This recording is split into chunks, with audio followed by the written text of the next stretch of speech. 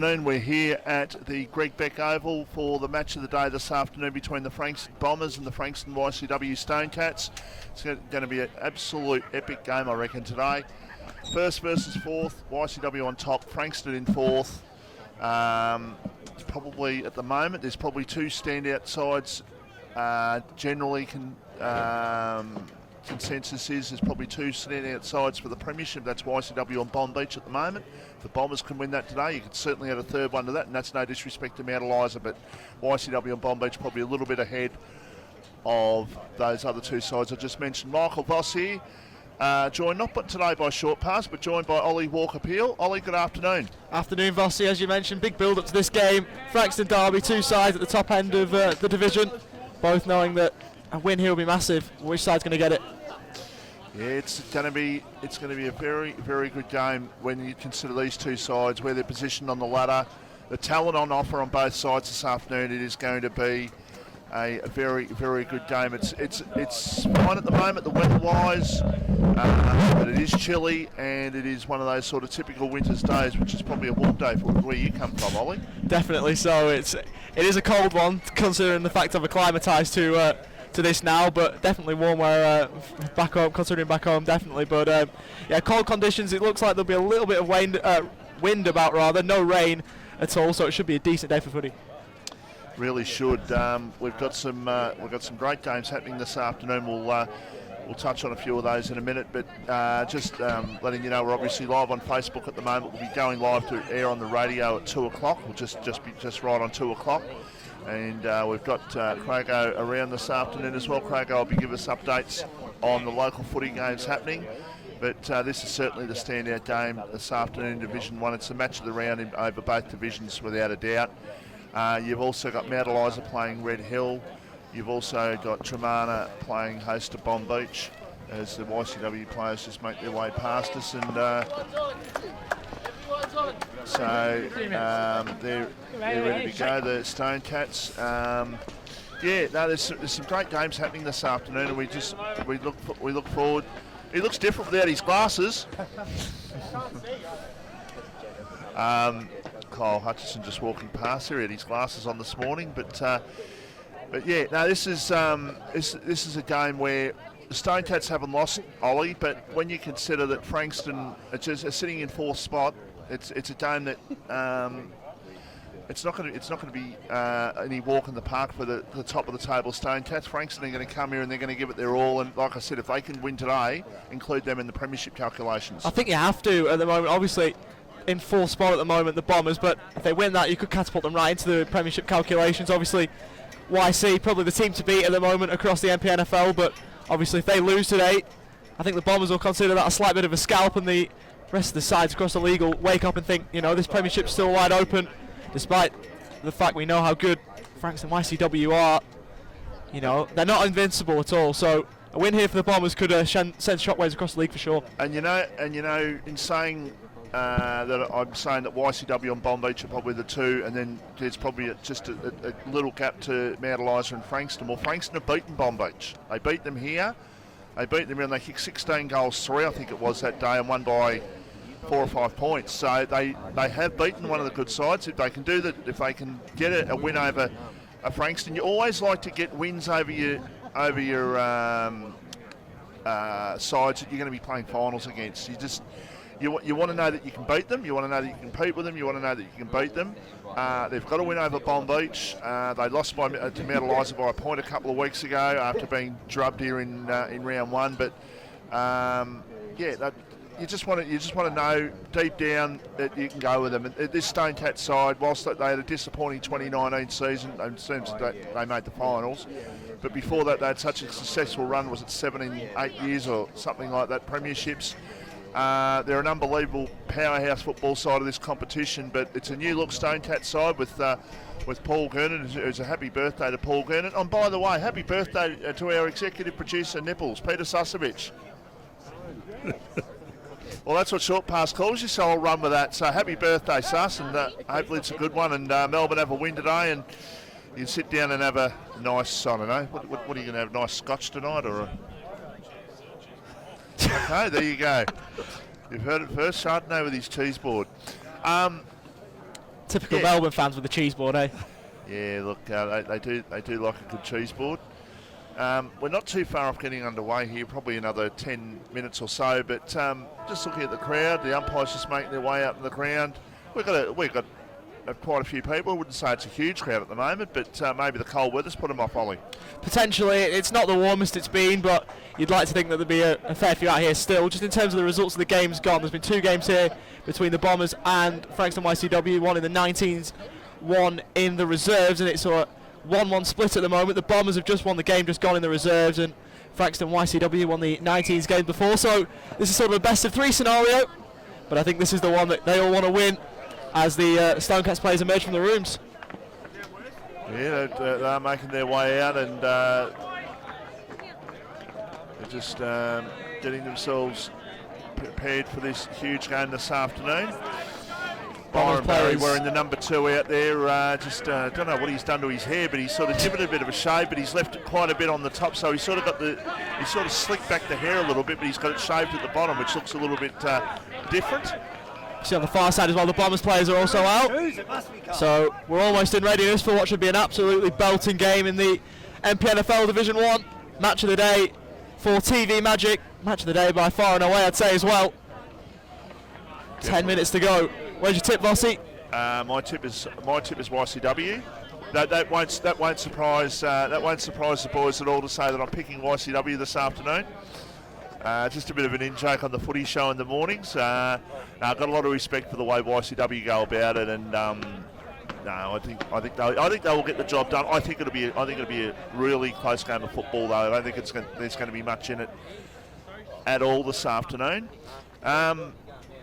I know you'll be keeping an eye on something we don't normally keep an eye on here on Saturday afternoon on the footy. You'll be keeping an eye on the Mornington Soccer Club. How Mornington playing today? We've got Casey away in the football. I'll make sure at intervals I'm checking that, but obviously while we're on air, sole focus on the oval ball game. But of course I'll be keeping up to date with that, especially at quarter time and half time and the like. So win today will go a long way towards getting that top 2 spot for Mornington. Oh, they'd have to. It has to be a win today for them, or else we could be in a little bit of trouble. But should be interesting. There's a lot of good sport going on around the peninsula these days, especially today. Absolutely action-packed day. So I think most eyes will be on here, but I suppose there's a lot going on for other people to keep a watch on if you're not interested in this game here, but you probably should be if you're not.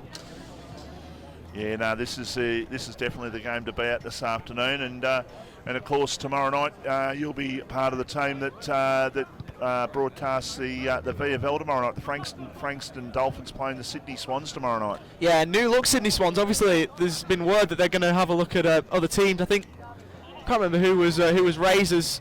There was 2 clubs I think that the Sydney Swans have drafted players in from to fill out their side, because a lot of their players are stuck in Sydney still. But they've got a few AFL level players that have come down. Callum Sinclair's been named, James Bell. They've got the likes of, I think Caden Brand was omitted from the Sydney senior side and will play tomorrow in the VFL. So a lot of brilliant players out there, but it'll be interesting to see down at Werribee, which will be a strange one, obviously, with it being a Sydney home game.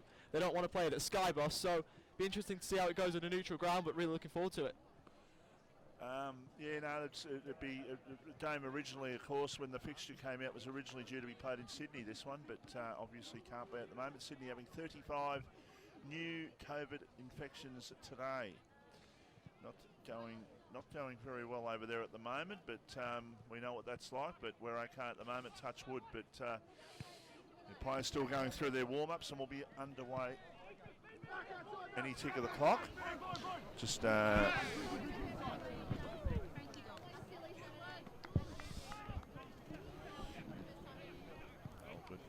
okay. So those other games, as I mentioned, Tremana, Bomb Beach, Mount Eliza, Red Hill, Edithvale, Aspendale playing Sorrento this afternoon. And the other game, I've missed one somewhere along the line. Pines are playing, Pines are playing Rosebud, and that's at Rosebud this afternoon. Division 2, the standout game there is the Neil Craig coach Devon Meadows hosting Chelsea, and a win today could potentially put Devon Meadows a game and a half clear with only what 5 games to go, something like that in Division 2. So in terms of 5th spot, because you're half a game clear of Chelsea, and Rye play Somerville, which you'd expect that Somerville would win, and also the other game there, but Hastings at 7th, and they should. You'd think they would lose to Mornington this afternoon. So that being the case, the winner of Devon Meadows and Chelsea's Devon Meadows, if they win, are still 5th. But if they lose, Chelsea will go in, and we'll see how that game unfolds this afternoon. But we're just players just going through their final warm-ups now. They're just sort of getting together, and we're just about going to be underway here for this big game this afternoon. Ollie's first time joining us on MPNFL football, but certainly no stranger to the station. You'll know the voice across a variety of different things, the VFL, soccer, across a few other things as well, Ollie. So welcome to the team this afternoon. Thank you. You know, privileged to be here, and hopefully it's a decent game as well. Let's hope so. I think it will be. Adam Short-Pass-Kelly will be back next week. YCW just having a shot at goal there was Josh Butland, just having a shot there just while the others are just sort of going through their last little close-up drills there that they've got. You can almost get this game underway now. The players are just sort of standing around not doing too much at the moment. It's just one of those things right now. See Brenton Lambert for Frankston YCW lining up for goal. Obviously all academical for the moment, but we want to make sure that he gets that right once the siren goes to start the game. Of course, it's a massive game for both sides. You don't need to tell them that. What was one of the biggest games of the season so far, I'd say, but obviously once the game starts, you've got to make sure that you're right on top, because games aren't played on paper, and while we think that YC are favourites, of course, the Bombers could definitely upset the apple cart. So it should be a ripper game, this one. What Collingwood beat Frankston Dolphins last week, didn't they? Yes. What was the margin in the end? I'm not sure. I think it was up around 5 or 6 goals, I'm pretty sure. So pretty competitive against an AFL-based side. That's not too bad. No, it's not. And obviously, they're coming up against another one tomorrow, albeit Sydney, you know, a slightly weakened Sydney, one could say, with the players that they've got out. But, you know, it's good to see. Obviously, they absolutely hammered North earlier in the year, North Melbourne's VFL side earlier on. So it'll be interesting to see how they go tomorrow at Churnside Park. Obviously, at the moment, with having a loss last week and a decent win the week before against the Northern Bull Ants. So interesting form leading in, but I think they'll back themselves tomorrow. Box Hill Hawks are going along all right, my VFL side, but I think the side that beats definitely Footscray in that. They are, in my mind, anyhow, they have a decent run of injuries. They've got so much depth in their seconds. It's going to be hard for them to overcome, but we're just getting the players to go to their positions. Frankston YCW making their way to their positions. It looks like they're going to the right-hand end, the far end of the ground in the opening quarter, which is the Sages Road end of the ground. And the Bombers will be going to the left-hand end of your radio dial, which is the left-hand end, which is the Frankston Flinders Road. Frankston, anyhow, left-hand end of your dial. The left-hand end. Well, it's less uncomplicated. Yeah. Let's. If you're watching or you're listening, just stay with us throughout the afternoon. Michael Voss, Ollie Walker-Peel joining us today, and also Craigo giving us some local updates as well as some AFL updates. Melbourne playing GWS today, and Melbourne win that. They'll still be a game clear at least on top of the table, with the Bulldogs to play tomorrow against North Melbourne. Players just shaking hands out there. It's all very, very friendly at the moment. Jason Bedford there on the wing, and the speed demon that he is, shaking hands with Bailey Angwood, and we're just about to be underway here. The umpire looking around. Here we go, the start of the match of the day. Just short of 2 o'clock according to the scoreboard. That's fine by us. We're on air and we're ready to go. So there's an opportunity for Harnett. It gets the ball over the top, and the Bombers can go forward instantly. They go towards centre half forward. Good strong mark taken there by Haratuku. Haratuku is the man. Big Khan, he just came out and he wanted that one, and he absolutely got it. And this will be a great start if he can kick it. He's 40 metres out. He's probably lining up just outside the corner of the centre square, so it's not directly in front by any stretch, but he is certainly well within kicking distance. Now, Big Khan can go back and have the shot. That wind's going to play some havoc, I think, Ollie, this afternoon. Through for behind. It just was on target, then it just flew to the near side. Frankston one behind. Frankston YCW yet to score. As the ball comes out from full back out towards the half back line, it's going to be picked up or knocked over, in fact, by Harnett. Gets it over towards his teammate there in Bedford, who gets the ball back, and an opportunity there for Peckus there for the Frankston side. Is a free kick, and it's going to go here for holding the ball, and it looks like it's going to Kaya Deese. He's got the ball on the near side wing, looks to shake and bake his marker, who was Pickus, sells him, goes forward. Ball bobbling around, still no clear winner as the ball may well be locked up here, just forward of centre from a Frankston YCW point of view. Just to butt in there, sorry Ollie, just a big welcome to the radio listeners. We're live here and Bombers have scored a point and YCW are yet to score, and that's on the Ray White Frankston scoreboard. Bombers got the ball to the outer side.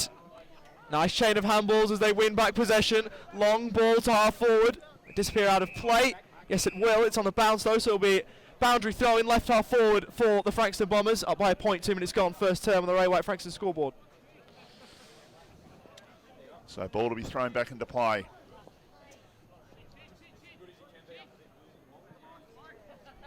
And knocked down, a chance for Blake Malane to charge through. The umpire says, I'm going to ball it up. Point of half forward here for the Bombers. Rather than just keep saying Frankston all day, we might just go with YCW, or we might just go Stone Cats and Bombers. It just could get a little bit confusing. There's a free kick out of all that. Not sure what it was for. There was something happened before the ball was knocked down. It's taken by Bailey Schmidt, who goes down the line towards the centre wing. Ball comes to the back.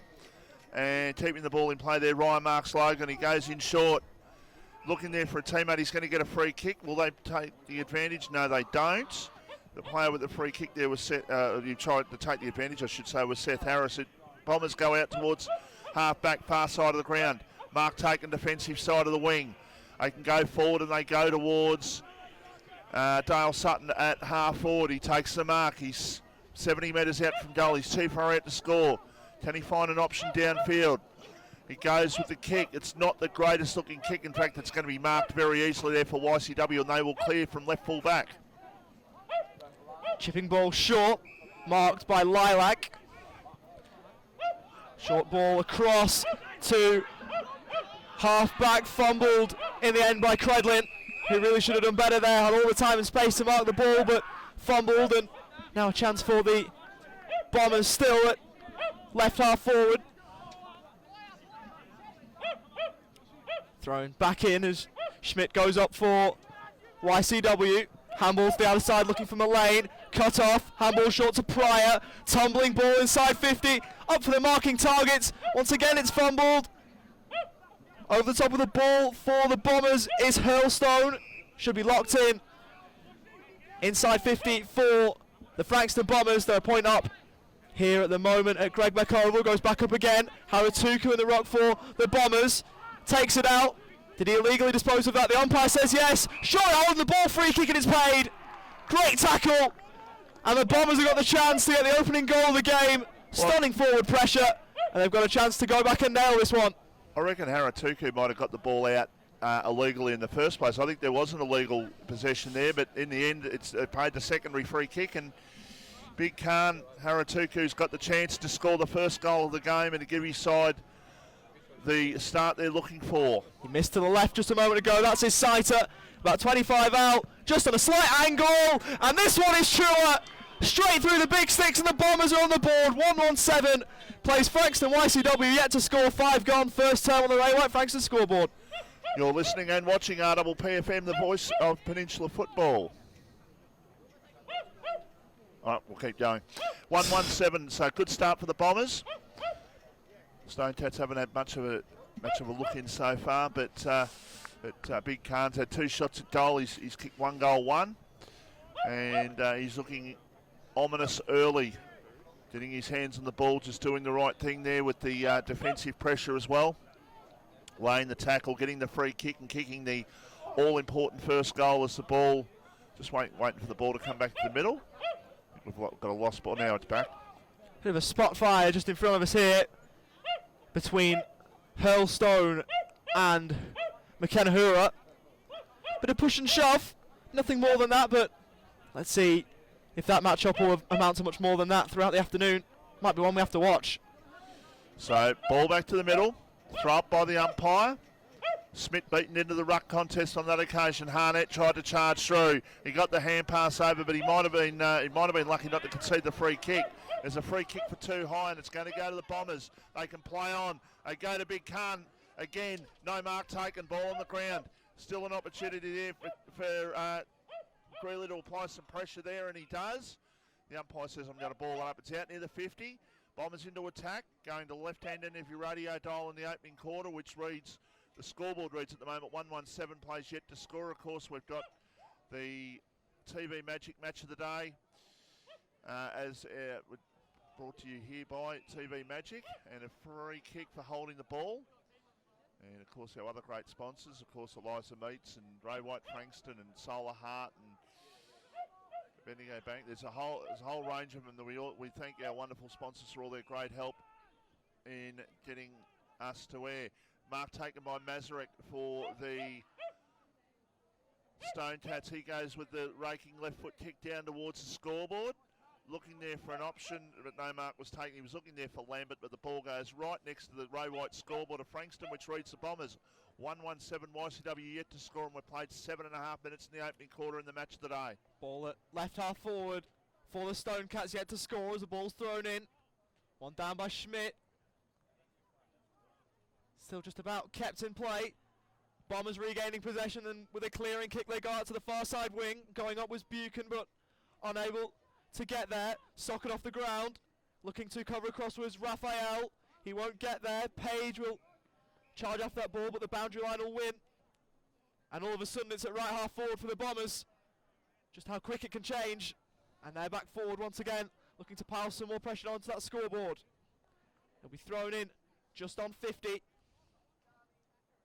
Schmidt goes up with Pryor. 6 of one, half a dozen of the other. One out by Schmidt, who can clear forward. One-on-one contest on the far side. Good work from Drake to palm the ball forward to his advantage. Looks like it's locked in on that far side. Somehow it finds a way out. Steele looking to tap it onto himself. The Stone Cats are inside 50. They haven't been inside 52 regularly in the opening stages of this game. Hammered away on the far side. Good tackle as the Bombers look to break free. Umpires picked a free kick and it's going the way of the Bombers. So they'll be pleased with the start at the moment as they chip the ball across half back, marked by Sam Pickus. Further wide, ball goes to Chase Harris, who looks to send the ball down the line. And the mark is taken by Jay Page on this near side wing. Ball further down the line, authoritative fist from Luke Black. Ball still in play, tumble forward. Has that gone 15? Umpire says yes, and the mark is taken by Bailey Schmidt.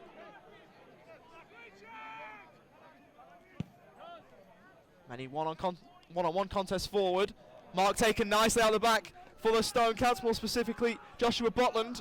Just outside 52, far out to score. Nice setup ball, and the mark isn't taken. Decent kick, but unable to take full advantage. Cleared forward to the far side, marked by Corey Buchan. Down the line to Jay Page yet again, who's been busy early on.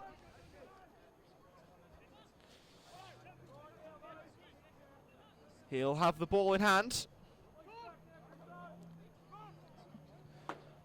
His ball is short to Greeley. He'll go cross field. Mark taken by Marks Logan. He's got Hurlstone free on the near side. In space if he wants him. He elects to ignore him. Goes long and strong. Uncontested mark is dropped. Potential drag in free there, but not paid, and there'll be a ball up at centre half forward for the Frankston Bombers, who are 1-1-7. Frankston YCW yet to score. 10 minutes gone in the first quarter on the Ray White Frankston scoreboard. So ball up inside the Frankston Bombers, attacking 50. And play not going too far. The umpire's going to have to come in and call for a ball up, and does. So once again, ball up to take place.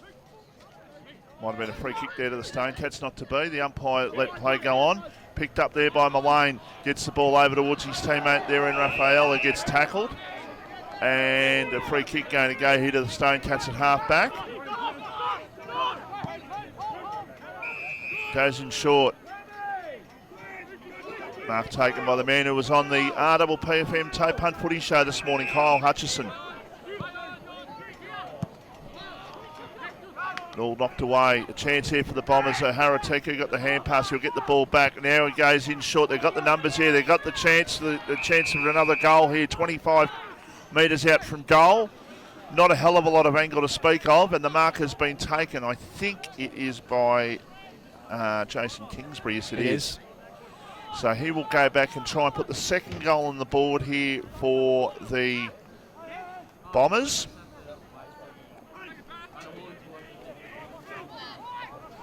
So Jason Kingsbury, I said 25, he's probably more like, he probably kicked from close to 30 actually. There's the shot. And he has put it through for a goal. Great start for the Bombers, 2-1-13. The Stone Cats are yet to score. And that is on the Ray White Frankston scoreboard. And you're listening and watching RPPFM, the voice of Peninsula Football.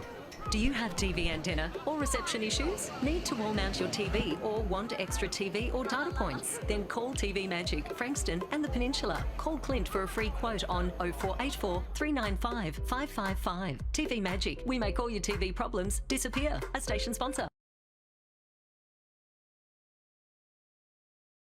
For you boys, Sorrento 3-2-20, Edie Asp 1-1-7. The only other scores we have through at the moment, Rosebud 1-4-10, Pines yet to score, and Mount Eliza 1-2-8, Red Hill 1 no behind 6. So good early start for the Bombers. First 2 goals of the game. And the Stone Cats have got to respond. Sutton swarms over the ball, goes over to the far side, looking for Bedford, but it finds its way through to Matthew Harris. Bedford looks for Kingsbury, who's just kicked the goal we've just spoken of just moments ago, but it's out of play on the far side for a boundary throw-in just forward of centre in an attacking sense for the Bombers. Going up is Schmidt and Haratuku. No real winner there. And it looks like it'll be locked in, and that is the case. So a really positive start for the men in red and black. It's helped on to Harnett, ran into a teammate, looks forward for Greeley but was unable to find him, and now finds its way out to right half forward for the Frankston Bombers. 13 points in front as the Stone Cats are still yet to score. It's thrown in. Haratuku wins it down. Really clever tap. On the outer side is Harnett. Close to the boundary. Does he keep it in? He does, but he's been pinged. That's a hole in the ball free kick to the Stone Cats at half back, who will look to clear and mount their first scoring chance of the afternoon. Long tumbling ball down the line. It'll cross the line. It's out of bounds on the full, so really wasteful ball usage from the Stone Cats early on. The Bombers are well on top.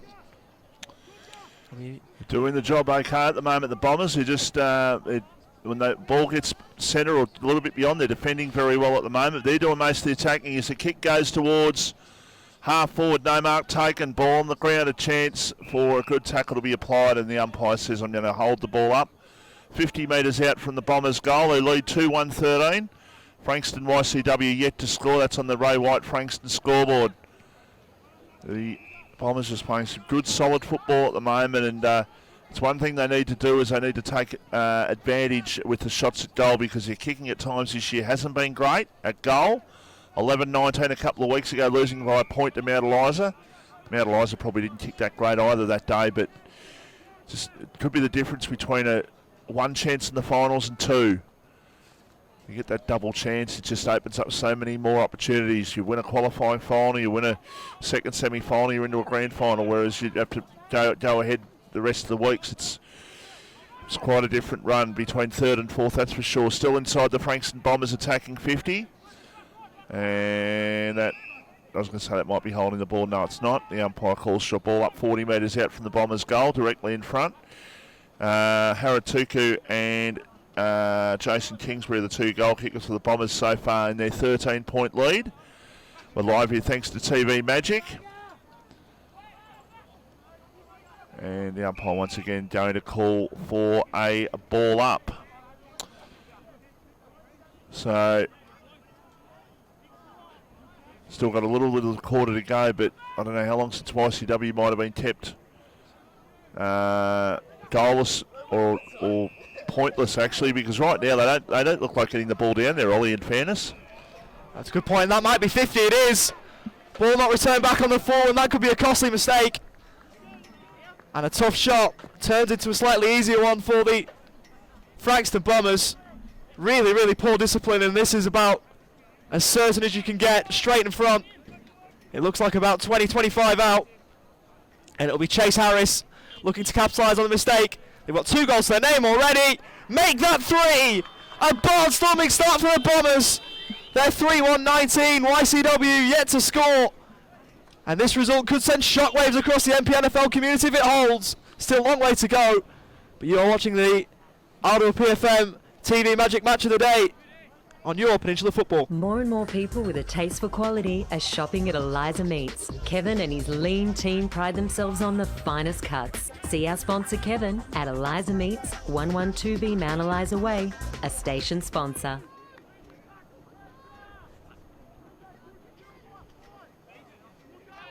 To the match of the day, the TV Magic Match of the Day.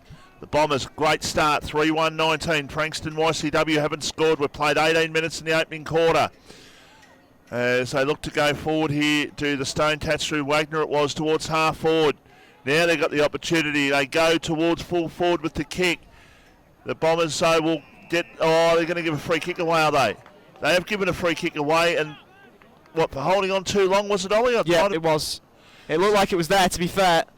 Top of the goal square is Joshua Butland, and should put the first one through for the Stone Cats. Yeah, Butland is usually a pretty good kick.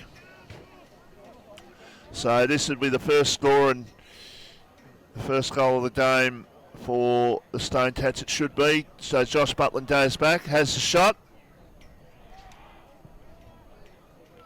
And he was only 25 to 30 metres out directly in front, and that never looked on course, and it missed. That's inexplicable from there. Obviously, nothing's gone right for YCW so far, and you've got to take those chances. Free kick given away in almost position 1A, and Butland's not taken full advantage. That'll disappoint everyone associated with Frankston YCW. But the Bombers will bring the ball back in. Marks Logan, charges to full back and sends a tumbling ball to the far side wing. Going up was Briggs, trying to take the contested mark for the Stone Cats, but was unable to do so. Really good tackling pressure from the Bombers here early on, and it's showing on the scoreboard as well. They're up by an even 3 goals, and they look good value for that lead as well. The ball's back up. Bombers clearing, kick away. One-on-one contest. Brought to ground. The Stone Cats back in possession. Handball was to Wagner as they look to charge their way down the outer side. Good defending once again by the Stone Cats. Big collision to the head. As the ball finds its way to Pickers for the Stone Cats, tumbling ball towards full forward. Butland's there, but he's been outmarked really cleverly by Jake Batchelor, former AFL player with Richmond, just showing all his experience there. Another former AFL player in Jared Grant trying to get himself busy, obviously formerly of the Bulldogs and the Suns, so he'll be looking to show his class in this MPNFL clash this afternoon.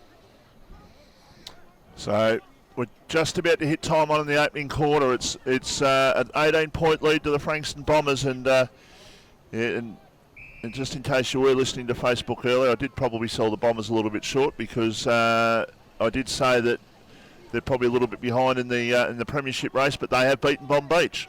YCW haven't played Bomb Beach. That was one of the weeks it was locked down, so we couldn't get a game between them, and they don't play each other. I think Kyle Hutchison was saying until the last round this year. There's a quick kick by old Spindles named Jared Grant. He goes towards his teammate there in Big Khan Haratuku, who's taken the mark 45 metres out from goal.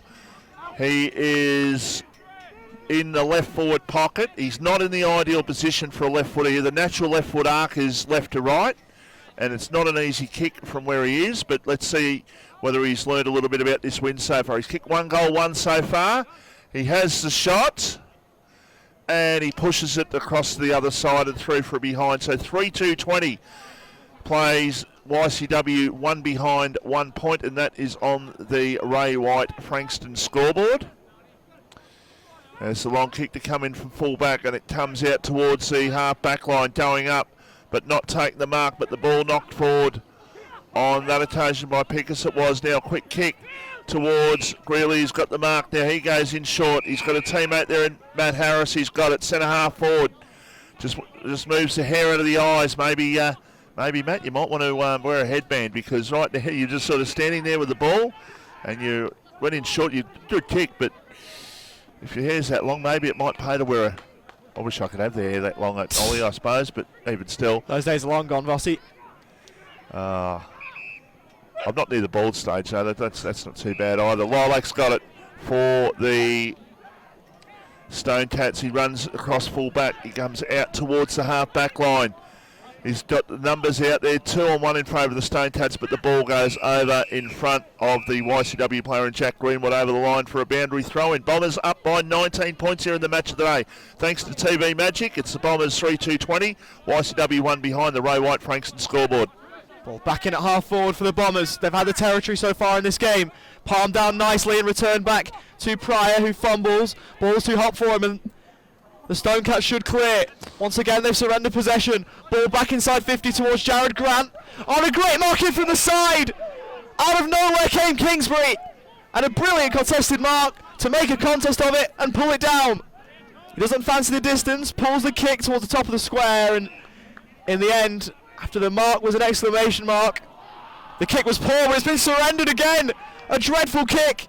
Presents Jay Page with a chance to make it 4 goals for the Bombers early on. Jay Page doesn't get a lot of shots at goal, but I tell you what, that is poor from the Stone Cats, because they really probably haven't been under too much pressure for the whole year, but that was just an absolute terrible disposal out of defence, and all of a sudden, even for a defender, this should be it's a good chance for a goal, Ollie. Page 25 out, right of centre, and the commentator's curse has prevailed here.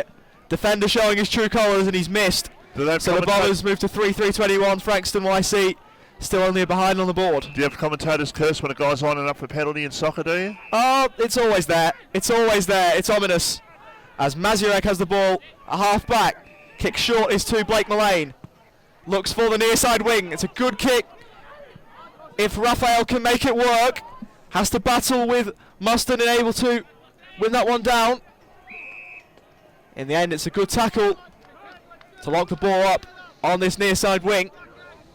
As finally they've got the ball in their forward half, just about the Stone Cats. Can they make an opportunity of it? Another stoppage, 24 minutes gone in the first term on the Ray White Frankston scoreboard. Still the Bombers up by 20. As the ball bounces around, handball out was clean. Ball up towards half forward for YCW, but it's another intercept mark for the Bombers. As a chipping ball is out wide. Ball in board is a risky one, but the Bombers might make this work. In fact, they've coughed it up. Mazurek again, looks inside 50. The mark unable to be taken by Lambert. Goes back and finds it. Snap around the body, high up and on the ball. Mark dropped to ground, handball over the head. Unable to work, it's back with Mullane. Chiseling ball along the ground. Handball is short. Really good set-up play from the Stone Cats. Was there a push in there? And the answer is no. Mark paid by the umpire. As the ball goes out wide, mark taken by Jared Grant. Played just a tad under 100 games at AFL level. So definitely has the experience at this level. Former Frankston Bomber youngster. So returning back to his home club. Ball trickles to the back of the pack. Handball shot by Raphael. Charging through with Mullane. And the ball's gone out of play. Be a boundary throw in. Courtesy of Solar Heart. It is the GWS Giants 3-3-21, Melbourne 1-3-9. Wouldn't that be an upset? That would also displace Richmond out of the 8. In one way that'd be fun, but not for my tipping. I tipped Melbourne in that one. Boundary umpire throws the ball back into play. Ball not going too far. For 26 minutes in the opening quarter, I reckon the Stone Cats are going to be goalless this quarter, and I tell you what, it'll be a fair while, I reckon, since we've seen that. They've been goalless in the first quarter. Someone will know, because it's happened. They're goalless. 1 behind, 1 point, Frankston YCW. The Bombers off to a great start. 3-3-21. Goal kickers and thoughts on the first quarters and scores from around the ground after the break. You're listening and watching RPPFM, the voice of Peninsula football.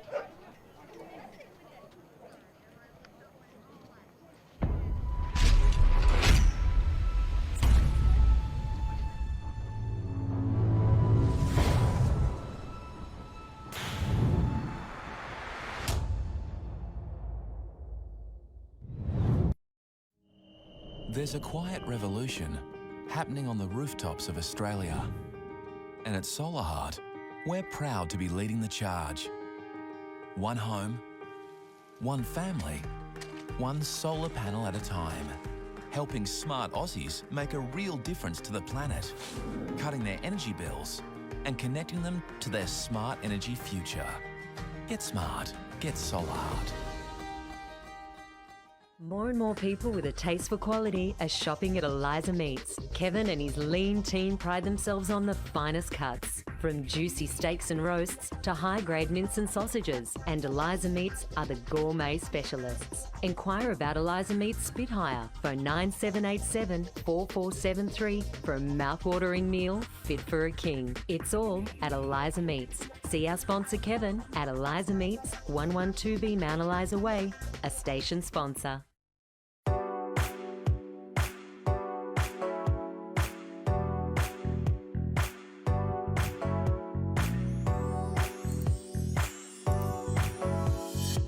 Do you have TV antenna or reception issues? Need to wall mount your TV or want extra TV or data points? Then talk to TV Magic, Frankston and the Peninsula. TV Magic are your local TV and antenna specialists. We look after everything: TV, home theatre, satellite, plus all electrical work. Visit us at tvmagic.com.au or contact Clint for a free quote on 0484 395 555.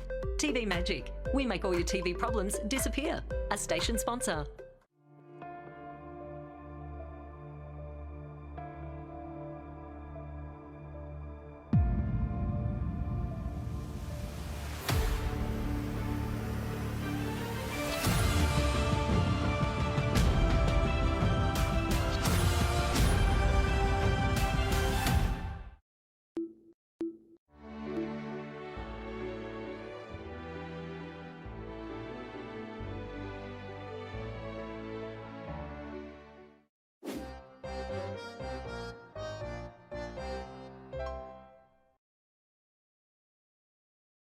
Brighton Auto is your Bayside and Peninsula automotive one-stop shop.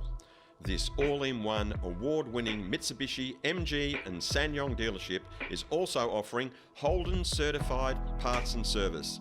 They have a huge range of new, demo and used vehicles, plus factory-trained service technicians. Your proud RPPFM station sponsor, Brighton Auto, will also ensure your dream car is well within reach and kept in great hands. Why not visit brightonauto.com.au or find them at 67 Nepean Highway, Elstonwick, LMCT 10680.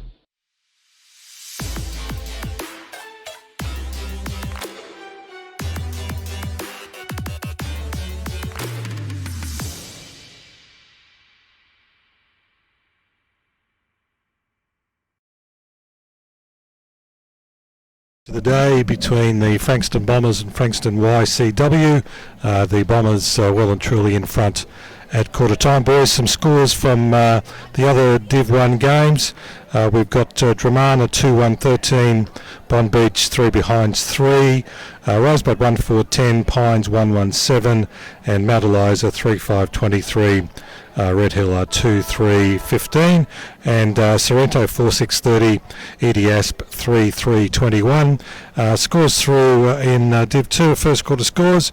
Seaford 3-1-19, Crib Point 5 behinds 5. No score yet through from Devon Meadows. In the clash between Rye and Somerville, quarter time, Rye 3-1-19, Somerville 2-2-14. Mornington in control at Alexandra Park 4-5-29, Hastings 1 behind, Langwarrin 3-3-21, Karingal 1 behind, and no score through yet from Pearcedale and Tyab. I just fear what might happen to Karingal today, and I say that because they're playing against a side that lost last week for the first time in the year in Langwarrin. I think Langwarrin might get them by quite a bit today. I reckon maybe 9 or 10, I reckon, goals.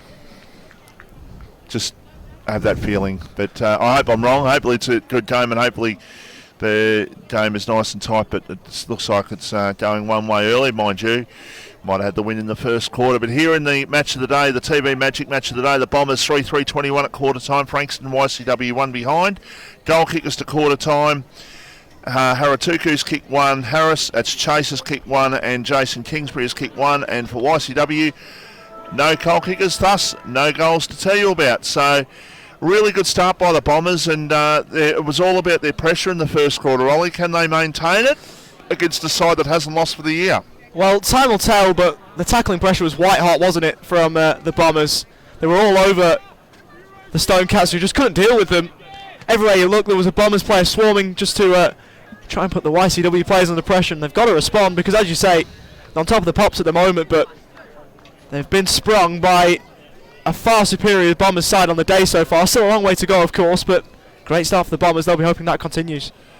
Yeah, they're just obviously what they've got to try and do. Their first 5 or 6 minutes lockdown here, the Bombers, and I say that because you want to try and you've kept aside goalless in the first quarter. You want to try and just keep them on that 0 goals for that first sort of few minutes of the quarter, just to sort of maybe put a bit of pressure on. Robbie, how you going? What a cricketer he was, Robbie Bedford, absolute champion batsman on the Mornington Peninsula. Watching his son this afternoon as the ball is balled up in the middle. So Fox gets the ball over the top. He was looking there for a teammate, but the ball, there it is over there. So it's going all the way across the other side, but that's all right. I think we've got something Kick else on coming. goal, as the Bombers are on. They've got a fourth. Snap on goal was perfect. I think it might be Hurlstone who kicked the goal. And it's a great kick, just faded inside that left-hand upright. And the Frankston Bombers have come to play today. Yep.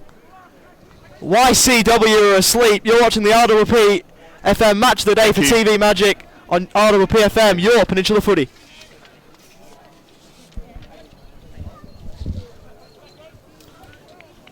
Three quarters of a minute gone.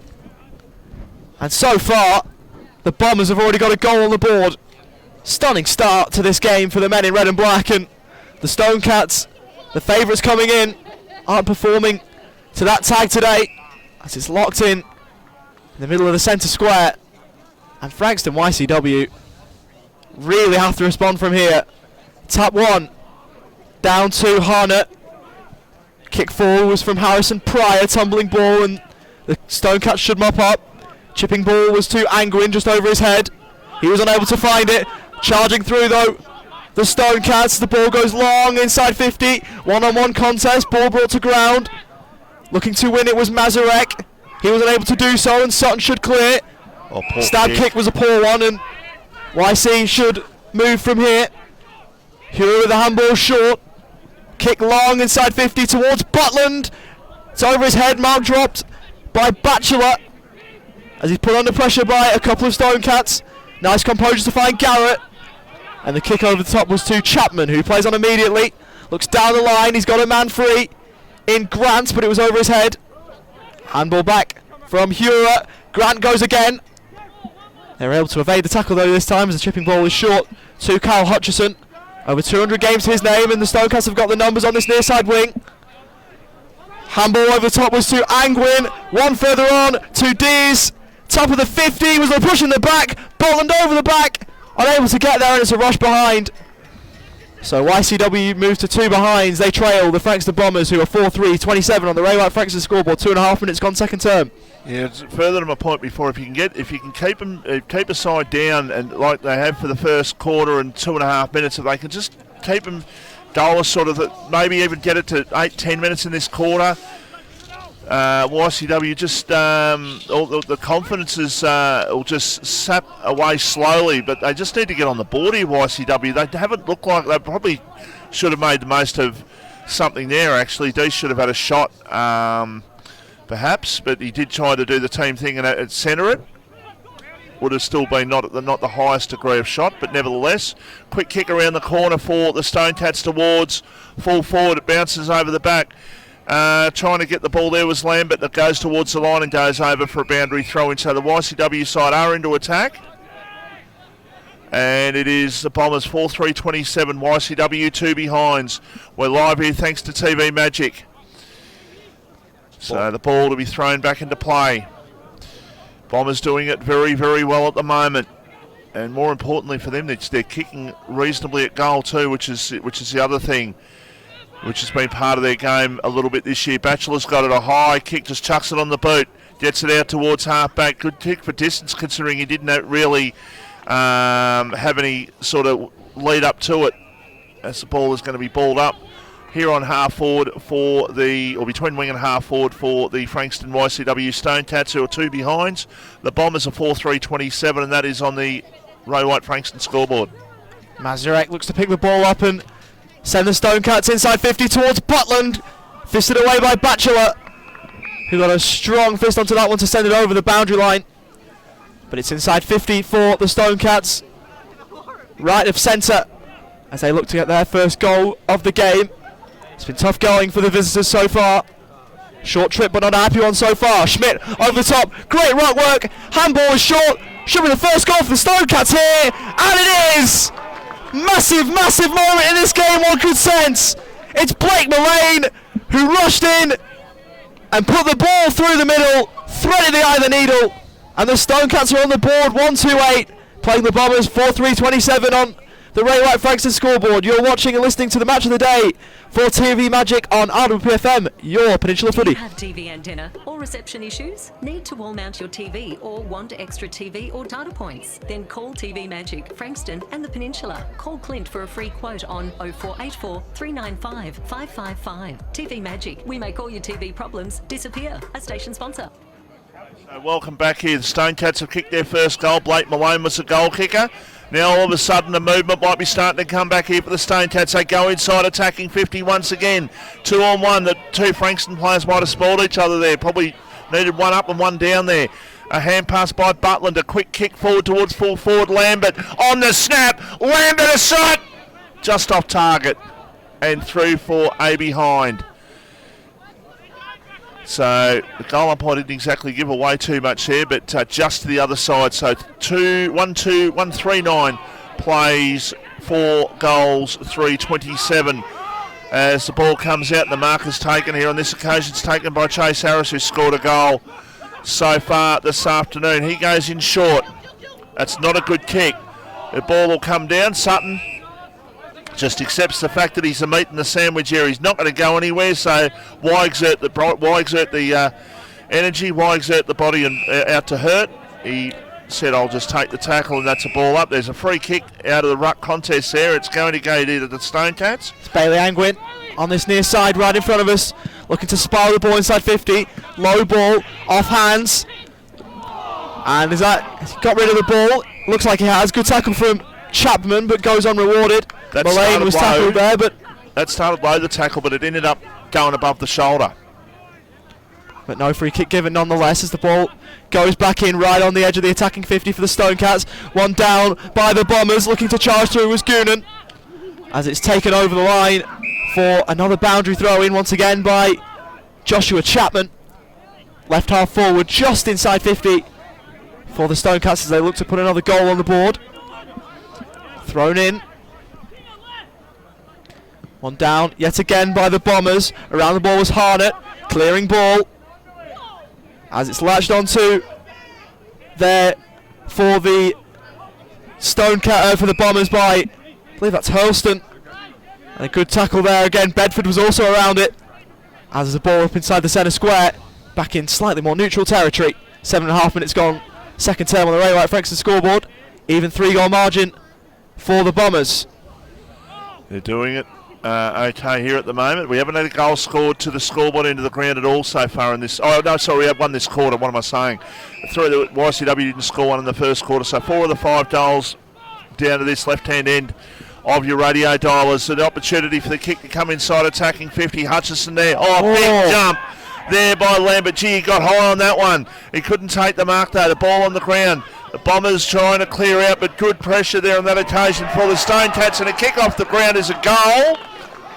And it's Rowan Steele off the ground. So they've got their second goal, and all of a sudden the margin is only back to a couple of goals.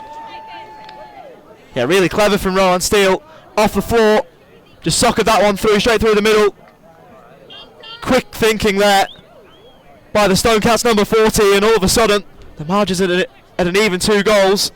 Flat as the Stone Cats at the moment, but they're still right in this game.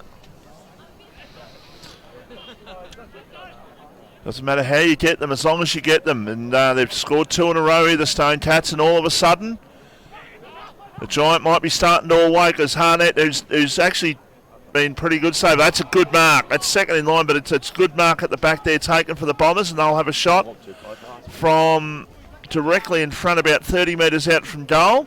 And the player to have the shot looks like it's going to be Corey Buchan. Kicked 3 goals last week.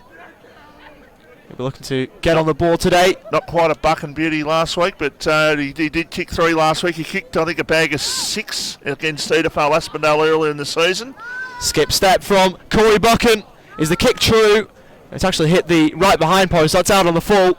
That is called a shank, Ollie. That is exactly called a shank off the side of the boot.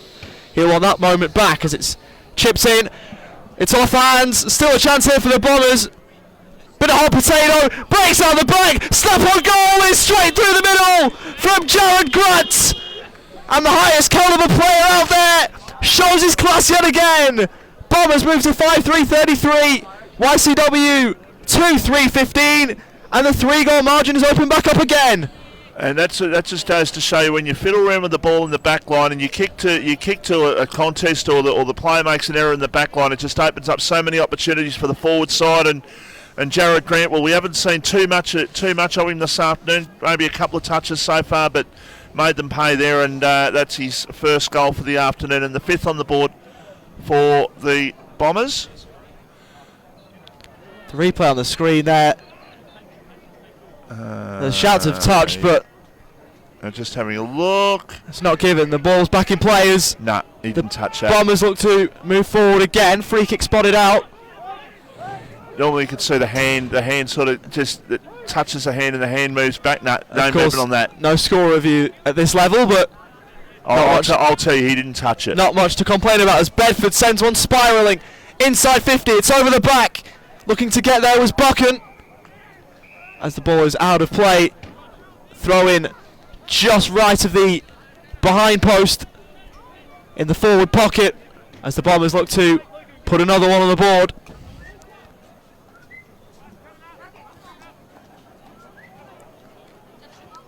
Thrown in, one down by the Stone Cats, but still in a little bit of peril. Good tackle from Jared Grant, microphone head as he was known back in his AFL days, where he's making the noise today for the Bombers. Really coming into this game. James Brayshaw affectionately, of course, called him Spindle Shanks as well. Of course, back on that famous Triple M broadcast back in the day. Soccer off the ground by Buchan, shot on goal, they got another one. And it's touched off the boot, so through for a solitary behind. Bombers 5-4-34. Against YCW 2-3-15 on the Ray White Frankston scoreboard. Played 12 minutes in the second quarter. We'll get some updates on local footy thanks to Solar Hart from Crago shortly. As the ball comes out towards the back line. Looks like BJ Crednell who's got it out there. He takes the mark. He gets a hand pass over and he gets the ball back. And he'll go with a left foot kick down towards the defensive side of centre wing. And the mark is taken there for the Stone Cats. They can build. They go up towards the centre wing, but standing in the way there is Ryan Marks Logan, who takes the mark. The man they call Rowdy.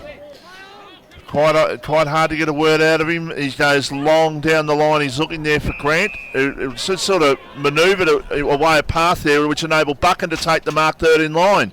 Don't really know how that was not cleared there by YCW. The ball is right near the Frankston goal.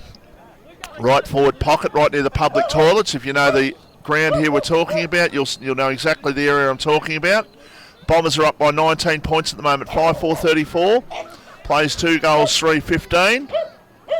As the ball comes back into play, a quick snap and through for a behind.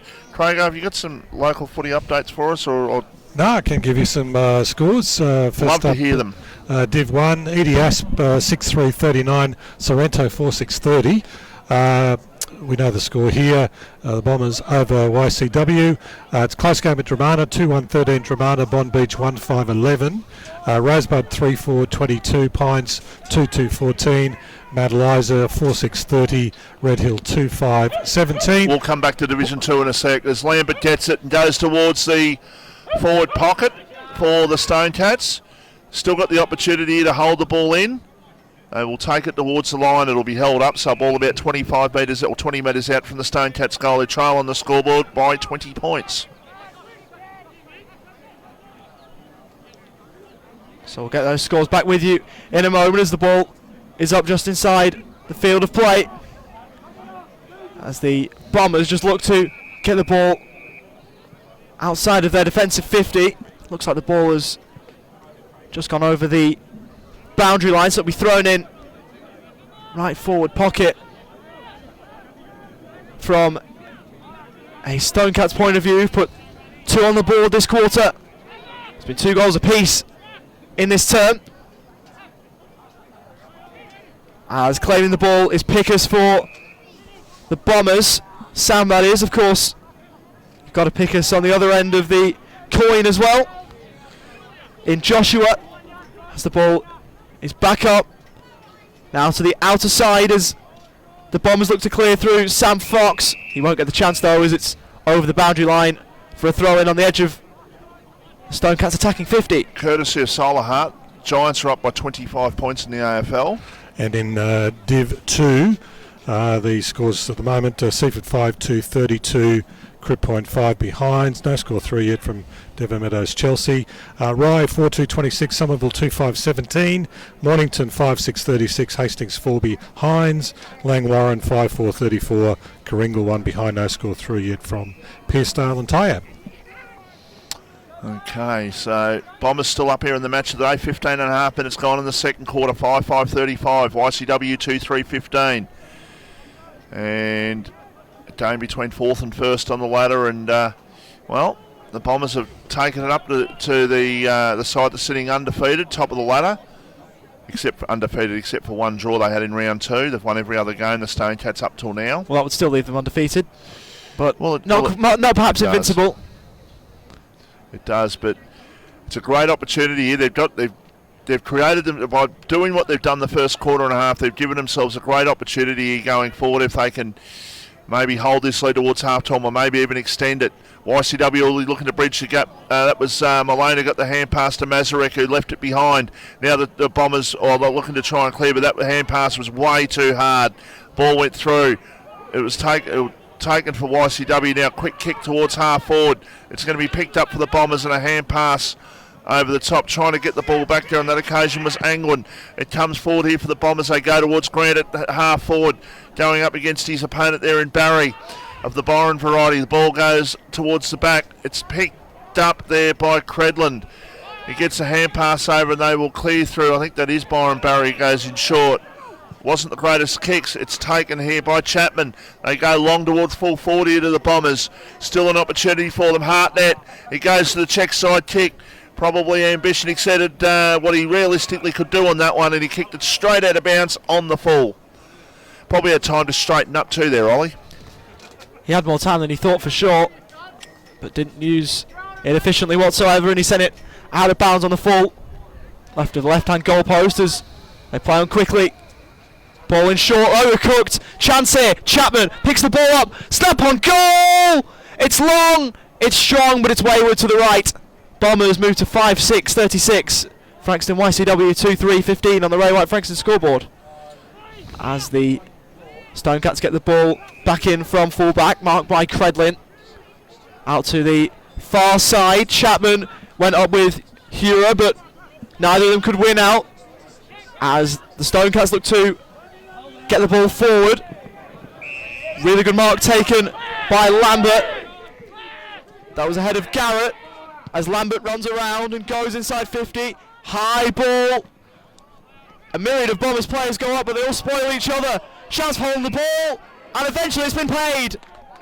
I thought that Greeley got a boot to that, but the umpire saw otherwise. And the Stonecats have got the chance to go back for their third of the afternoon. It will be Wagner who will go back from probably 30 to 35 out. Slight angle, but not much to worry about. He really should go back and kick this one, Benjamin Wagner. So to cut the margin to 15 points, he goes back. And it looks like he's missed to the right as well. He has, so maybe that wind wreaking havoc on this near side, but YCW moves to 2-4-16. Playing the Bombers, 5-6-36 on the Ray White Frankston scoreboard. 16 3/4 minutes gone, second term. You wear the pink boots, you got to make every post a winner, because that was a poor kick by Wagner. He's wearing the pink boots out there, and well, they might be comfortable for him, but it did him no good, and he's been dragged on this occasion, or rotated, whichever way you want to look at it. There, he's heading to the bench. Picked up there for the Stonecats, and they can go with a high kick towards full forward. But the Bombers' defence will win out here, and they do. Through the agency there of Sam Drake, who's got it right back pocket. He goes with a high kick down towards right half back. Pack of players, ball falls to the ground. Mullane starting to get his hands on it a little bit for the Stonecats, gets it over. Now the ball is with Deese, who goes towards centre half forward. Ball off the pack, really good roving, great roving. In fact, the snap at goal probably let himself down a little bit with the snap. It was great. They just ran straight onto the ball, didn't miss a beat, but the step there was the player there in Rowan Steele. And the ball is going, or went through for a behind. So Stonecats up to 2-5-17. Bombers are 5-6-36. It's on the Ray White Frankston scoreboard. Greeley's got it. Jake Greeley at between fullback and centre half back, goes in short. Mark's taken by Sam Drake. They're looking to play on here. And now Sam Drake will go over the top towards Batchelor, who goes down the line towards the half back line. He was looking there for Kingsbury, but wasn't weighted enough. Now the Stonecats looking to go back inside, but it's picked up. Once again, it was smothered off the boot. Really a hand pass to Kingsbury, to Bedford, and they're down the line towards centre wing. The ball not going too far on this occasion, though, as the ball is going to be locked up, I think, on centre wing, and the umpire says, I'm going to ball it up. Bombers up by 19 points. We've hit time on, so the next few minutes before half-time, crucial. Goals either way for either side will be crucial heading in towards half-time, as the Bombers holding a 19-point lead at this stage. Ball on the far side, as the Bombers look to get the ball inside 50. Call to play on, chance it. Full forward, and mark is taken by Mark Logan. In between half forward and full forward. And great work on the far side by the Bombers to get the ball forward. And Mark Logan, the beneficiary. He'll kick from about 25 metres out, slightly left of centre. But will back himself to punch this one through the middle. Mark Logan, powerful ball. And focus too much on the power and not enough on the accuracy. He's missed to the right. Bombers move to 5-7-37. They hold a 20-point lead over Frankston YCW, who are 2-5-17. 21 and a half minutes gone, second term on the Ray White Frankston scoreboard. I just wonder whether or not there's more wind down that end, or is the ball a little bit greasy, because we've seen 3 or 4. Butland missed one in the first quarter. Obviously, Mark Logan missed one just then from a similar spot. They're just not... it's not an easy kick, and it's 30 metres out directly in front. You think it's an easy kick, and they're missing by miles, these players at the moment, up that right-hand end. The scoreboard into the ground. The Bombers will go back into attack with a high kick towards full forward. Going back, but not taking the mark. The ball on the ground. A chance for the Stonecats to clear. Good pressure to try and keep the ball in there, and I want the holding the ball. The umpire said no, it's going to be a throw-in. Right next to where the looks like the cricket nets area is there, and the ball will be thrown back into play with the Bombers up by 20 points. If they can get a goal here, and all of a sudden it's out nearly $5 before half-time. It's a really good start for them, but a high kick for the Stonecats down towards Schmidt. But the ball doesn't reach him, and the mark has been taken. And it's been taken there. Was that Drake who went in short? It's been marked, and it's been marked here for the Bombers by Dale Sutton, who goes with a long kick towards full forward off the pack. Oh, that might be holding the ball. No, said the umpire. Just let play go on. Now the ball goes towards the line. Jared Grant wanting a deliberate call. The umpire said no. 23 minutes gone in the second quarter. Bombers 5-7-37. Frankston YCW 2-5-17. That is on the Ray White Frankston scoreboard. We're of course live here thanks to TV Magic. At the end of the day, that magnificent meat tray from Eliza Meats will be going to one of these players from both. Well, one of the teams will get the best on ground at the ward at the end of the day, and we'll give that out this afternoon. It's a magnificent lot of meat to have. As the ball is taken here for the Bombers by Bedford, he goes with a kick inside attacking 50. It's sort of going end-end. The Stonecats get the ball out, the Bombers bring it back in, but no one's really doing too much with it. Haratuku's got the ball and they've got the hand pass off. Now quick kick towards the top of the goal square. He's looking there for a teammate, but couldn't take the mark. In fact, taken in front there for the Stonecats. And they will clear once again. Looking to that far side wing as an avenue for escape over the head of Mazurek, and the Bombers streaming forward through Bedford. Long ball to the top of the square, and there's a free kick's been spotted out, and it's going the way of the Bombers by the looks of things. In fact, it's a downfield free kick for in the back, so it's going the way of the Stonecats. It looked like he was pointing for a Bombers free, but not to be. As the Stonecats should clear again towards that outer side. Over the head of Dale Sutton. Looking to pick the ball up was Joshua Pickers. Ball remains in play, but only for a short while as it's out of play on that far side. There'll be a boundary throw in on centre wing. 24.5 minutes gone second term. Bombers 20-point lead on the Ray White Frankston scoreboard. Ball thrown back in as the Stonecats emerge with the ball. Nice spin as they look to get the ball forward, but they'll be unable to do so, thwarted by Sam Pickers, who takes the mark for the Bombers. Looks for the ball, risky ball into the middle of the ground. Could be a turnover here. There's a high free kick going the way of the Bombers, so they've got away with one there. And it's with Harder. Looks to send one long down the line. Players going. Chance at the back of the pack. Handball short. Over the back. Should be a goal for the Bombers. And there is. Hurlston's got another one for the Frankston Bombers. They've got their 6th of the game. And they are steaming away from the Frankston YCW team here. 6-7-43. Plays 2-5-17. And the Bombers may well be on for an upset. You're watching the RPP FM Match of the Day for TV Magic. On RPP FM, your Peninsula Footy. Are shopping at Eliza Meats. Kevin and his lean team pride themselves on the finest cuts. See our sponsor Kevin at Eliza Meats, 112B Mount Eliza Way, a station sponsor. Welcome back to the Match of the Day.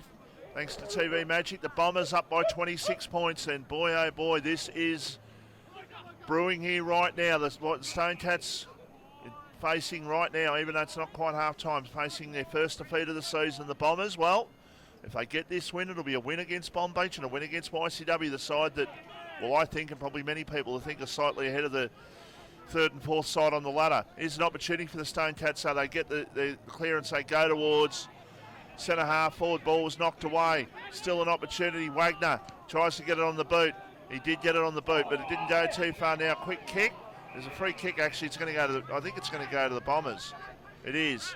For a sling, they said, the umpire said it's a sling tackle, so the free kick is going to go there, and it's gone to Seth Harris, who goes out towards the half-back line, probably more towards the wing, in fact. The Stonecats looking to try and build from there. Lambert in short. Goes for the kick, and the mark has been taken. They can go forward here, the Stonecats. They can go towards full forward. They've got the open forward line. Now the player's starting to drop back as the kick goes towards about 20 metres out from goal. But the Bombers' defence wins out again, and the player in Mazurek tried to come from the absolute clouds there to try and knock the ball away, but it wasn't to be. Bombers just would be happy to just hold this up. It's a dangerous kick. That's a dangerous kick. The ball was knocked away, and luckily for the Bombers, the ball went over the line right next to the YCW goal, because I don't want to concede a very silly goal, and that would have been a silly one to concede had they been able to take advantage. Margin is 26 points here in the match of the day, as the ball comes back into play. Free kick going to who? I think the Stone Cats, I think. No, looks like... Looked like he pointed towards the Stone Cats free, but potentially not. No, it's going the way of Harrison Pryor. So they've confused me a couple of times the way they've pointed, but this one is going to Pryor, who should clear it, and does. So Bombers getting away with on there, but the ball may well be coming back from whence it came. And there is the half-time siren. A half that has belonged to the Frankston Bombers. They're 26-point leaders here at the half-time interval.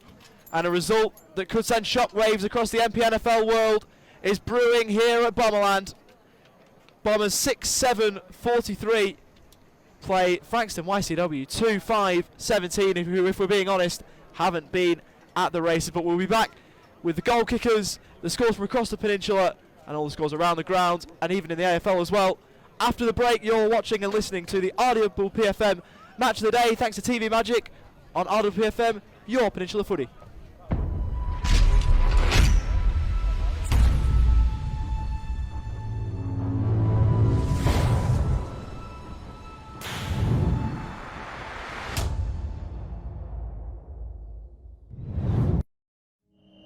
There's a quiet revolution happening on the rooftops of Australia.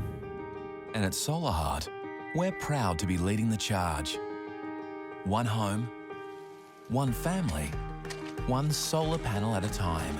Helping smart Aussies make a real difference to the planet, cutting their energy bills and connecting them to their smart energy future. Get smart, get Solar Heart. More and more people with a taste for quality are shopping at Eliza Meats. Kevin and his lean team pride themselves on the finest cuts, from juicy steaks and roasts to high-grade mince and sausages. And Eliza Meats are the gourmet specialists. Inquire about Eliza Meats Spit Hire. Phone 9787 4473 for a mouth-watering meal fit for a king. It's all at Eliza Meats. See our sponsor Kevin at Eliza Meats, 112B Mount Eliza Way, a station sponsor.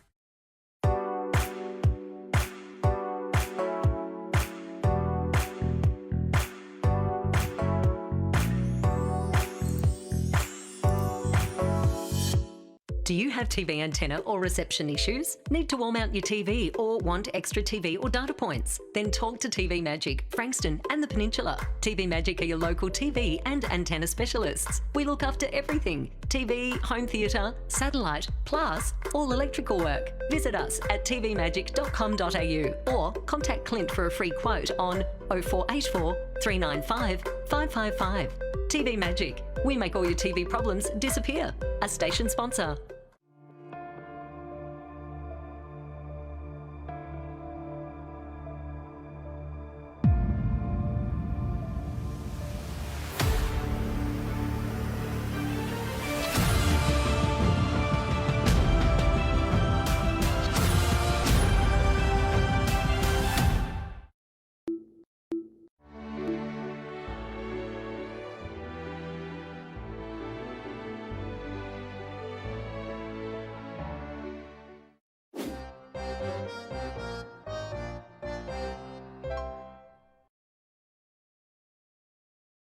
Brighton Auto is your Bayside and Peninsula automotive one-stop shop. This all-in-one award-winning Mitsubishi, MG and SsangYong dealership is also offering Holden certified parts and service. They have a huge range of new, demo and used vehicles, plus factory-trained service technicians.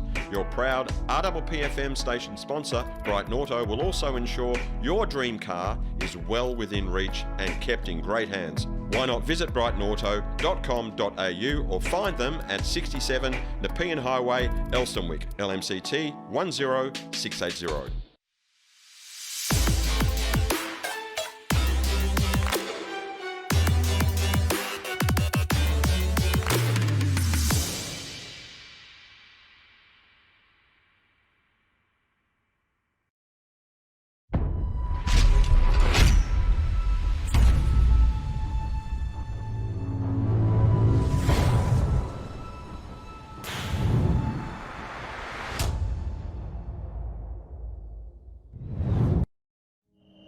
There's a quiet revolution happening on the rooftops of Australia. And at Solar Heart, we're proud to be leading the charge. One home, one family, one solar panel at a time. Helping smart Aussies make a real difference to the planet, cutting their energy bills and connecting them to their smart energy future. Get smart, get Solar Heart. More and more people with a taste for quality are shopping at Eliza Meats. Kevin and his lean team pride themselves on the finest cuts, from juicy steaks and roasts to high-grade mince and sausages. And Eliza Meats are the gourmet specialists. Inquire about Eliza Meats Spit Hire. Phone 9787 4473 for a mouth-watering meal fit for a king. It's all at Eliza Meats. See our sponsor Kevin at Eliza Meats, 112B Mount Eliza Way, a station sponsor.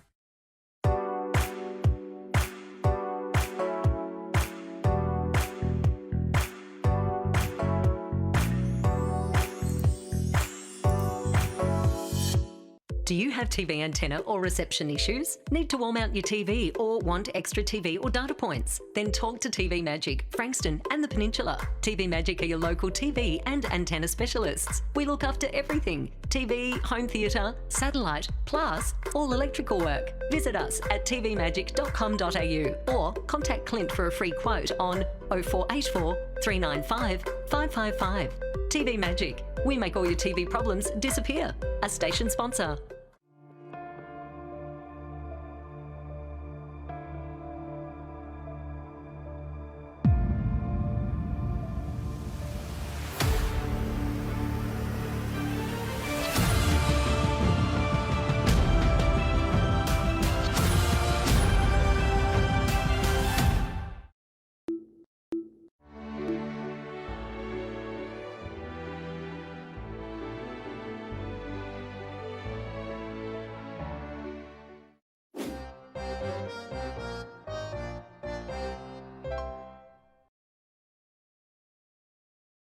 Brighton Auto is your Bayside and Peninsula automotive one-stop shop.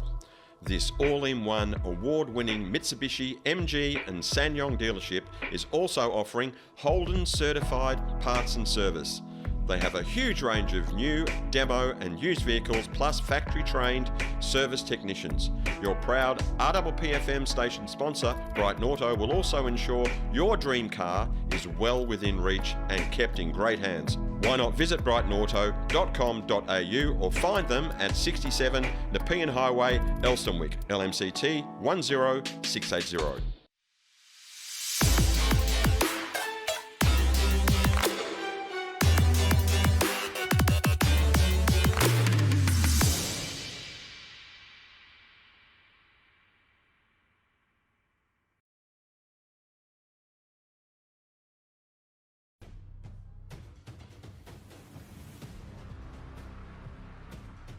And this was to be the longest goal for years.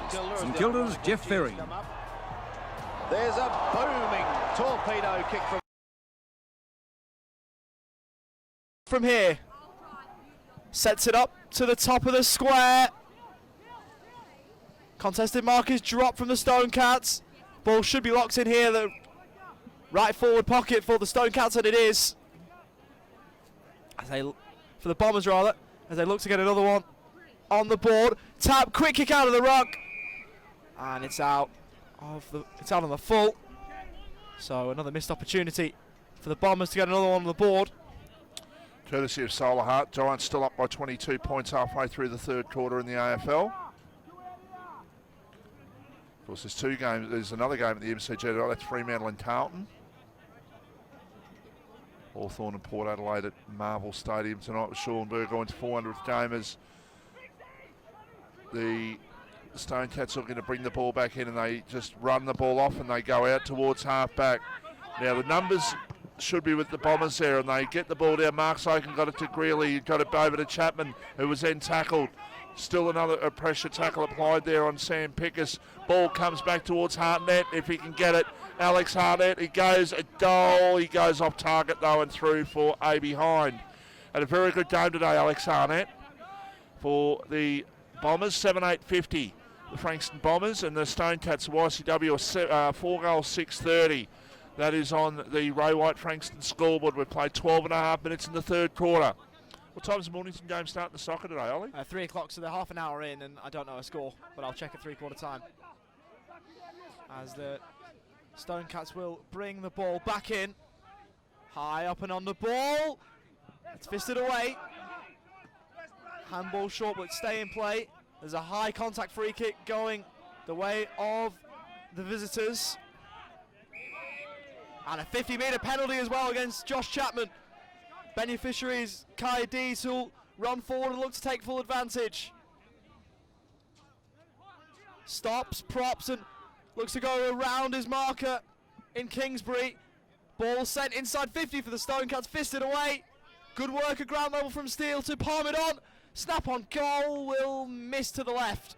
And so another behind. Frankston YCW moving to 4-7-31 against the Bombers 7-8-50. 13.5 goal on the Ray White Frankston scoreboard.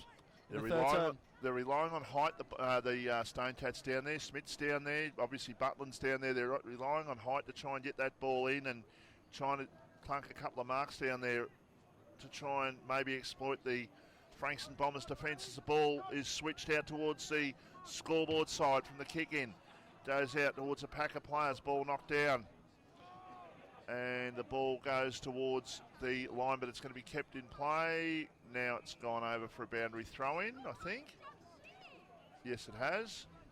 So right near the scoreboard, the Ray White Frankston scoreboard, which reads the Bombers up by 19 points. We're halfway through the third quarter. So the Stone Cats have kicked 2 this quarter. The Bombers have kicked just the 1. They did get the margin back to as little as 13 points as a high kick comes in towards centre half forward. Don't get that one. Ball was knocked away. Still a chance for Steele. He put the body on the line and the umpire says, I'm going to ball it up. He's kicked 2 goals, no Rowan Steele. So the ball is going to be thrown up once again at centre half back here for the Frankston Bombers. Centre half forward for the Stone Cats. Another ball up to take place. Margin is at 19 points, and yeah, the people are scattering. All of a sudden, the picnic and the party atmosphere is over, and go to the car because it's wet, and it is starting to rain. I don't blame them. Shows a bit of bravery getting out there on a day like this, but certainly it is wet right now here at Greg Beck Oval. Ball up, I'll throw in to take place right on true centre wing with the Bombers up by 19 points in the match of the day. So a 19-point lead to the home side. As Mullane looks to spark his side into action to try and reduce it. Handball short to Wagner. Sends a long ball up towards full forward. Ball hits the ground. Butland, snap on goal! Good effort! It's a very good effort! Cutting the margin to 13 with a belter. A daisy cutter along the ground that might well spark his team into life. Tell you what, that's a good goal considering that ball would be, like he's tucked up near the boundary line. He's got open goal face, yes, but that ball would be slippery. That wouldn't have been an easy to control onto the boot, and he's managed to kick a very good goal. It's his second goal for the quarter, Josh Butland. Bombers 7-8-50 playing Frankston YCW 5-7-37 over 16 minutes gone on the Ray White Frankston scoreboard in the third term. Ball back up in the middle. One down by Pryor. Ball forward inside 50. Centre clearance going the way of the Bombers. Fisted out. Too hot for Harris to control as he fumbled. And there'll be a ball up on the edge of the centre square. Outside 50. as the Stone Cats look to clear. Mullane's around it, but unable to pick it up. Snap around the body from Harnett. Inside 50 for the Bombers towards half forward. Off hands. Charge in from Grant with a hip and shoulder. Tumbling ball. Chapman underneath it should mark and does. On left half forward. There's calls for him to have a set shot at goal, and he'll listen to his teammates and go back and slot it. He'll kick from about 45 out. 45-degree angle. Looking to put another one on the board for the Bombers. Chapman, stutter step, kicks on goal. It's long, it's strong, it's straight! Josh Chapman answers back immediately yet again. And all the questions that YCW pose, the Bombers answer immediately. They're 8-8-56, playing YCW 5-7-37, 17 and a half gone, third term on the Ray White Frankston scoreboard. And you know what? That's 100% right, Ollie. They're answering every question that YCW poses to them. Butland's kicked a goal from the boundary line. He's kicked 2 good goals, one on the left foot, one on the right foot this quarter. But they answer every single challenge at the moment. And this is good for their confidence going forward, because if they can answer every challenge and they continue to answer goal for goal, well, obviously they can't be beaten. Harnett had a centre clearance there. He gets the ball towards half forward, but it's marked there by Byron Barry, who can play on and go down the line. Oh, big jump! Big mark taken by Lambert at half forward. Goes up. Oh, I'll tell you what, they're like spring-eel jacks out there, the Stone Cats at the moment. They're trying to take the mark of the year at the moment. That was a great mark by Lambert, though, but the Bombers will clear, and they will clear towards the centre of the ground. Going back, BJ Credlin. He was put under pressure by Jay Page, who just made sure he was here in half the contest. So he's got the free kick. In fact, it's going to go to Kyle Hurlston, who's kicked 2 goals this afternoon. Scrubby looking kick, but it's a good kick nevertheless. And it's been marked by, I think that's by Alex Harnett. It will go back and have the shot, or is it, in fact, it is Alex Harnett. He's been fantastic this afternoon for the Bombers. This would make it extremely tough for YC to get back. They need everything to go right from here if Harnett goes back and kicks truly. Especially if this rain comes. It has stopped. So Harnett not too dissimilar distance and angle of what Chapman kicked before. He has the shot and he puts it through. And the Bombers answering again with 2 goals of their own to take the margin back out to 25 points in the match of the day. 9-8-62 plays 5-7-37, and I tell you what, they can feel it out there at the moment. Their confidence is at sky high level right now, because they've had a decent lead, they've had it whittled down a couple of times, but they answer, and that's 2 great kicks by Chapman and Hartnett in the last couple of minutes. Ollie? Definitely, they're taking their chances when they're being presented to them as the ball's back up in the middle. One down again by Pryor. Everything's going right for the Bombers at the moment. Sutton swarms over the top of it. Handball is short. Stone Cats looking to break the ball free. It's got out of there somehow. In the middle of all of that was Bailey Angwin, but he couldn't break free. Over 20 minutes gone. We're into time on in the third term. Ball's up. One down by Pryor. Now to Mullane, looking to find the outer side. Great tackling pressure, but he gets the handball out. Tumbling ball up towards Butland, who nearly plucked it in with the one hand. That would have been a spectacular mark, but not taken. Bobbles around, should be a goal. Pushed off it, but it's still good enough. It's Rowan Steele again. He's got his 3rd. And Frankston YCW get their 6th. In trying times, they're staying in the game. 6-3, 6-7, 43 rather. Play the Bombers, who are 9-8-62 on the Ray White Frankston scoreboard. Just under 21 minutes gone, third term. On the Ray White Frankston scoreboard, you're watching the RPP FM TV Magic Match of the Day on RPP FM, your Peninsula Football. We'll keep going. So we'll keep going with this. 19 points is the margin in favour of the Frankston Bombers. Good goal there for the Stone Cats, and Roan Steele kicked 3 goals this afternoon. We're just waiting for the ball to come back to the middle. We might get it. If you've got any updates for us, Craig, give us some updates in local footy, thanks to Solar Heart. Yes, first up in Division 1, the scorer Dramana back in front against Bond Beach, 5-3-33. Bond Beach 4-5-29. Edie Asp 8-7-55. Sorrento back in front there, 9-10-64. Rosebud 9-8-62, doing it easy over the Pines, 3-4-22. And Mount Eliza 9-8-62. Red Hill 5-8-38. And we go to the Division 2 scores for you. We'll quickly bring them up. Into the third quarter, Seaford 13-4-82, Crib Point 2-9-21, Devon Meadows 7-3-45, Chelsea 4-2-26, Rye 7-5-47, Somerville coming back 5-10-40, Mornington 8-12-60, Hastings 3-10-28, Langwarrin 9-7-61, Karingal 2-4-16, and Pearcedale still the only score we have through is into the second quarter, 4-4-28, 1 point leaders over Tyab 4-3-27. Ball back up on the edge of the centre square, one down by Pryor. Snap around the body from Jared Grant.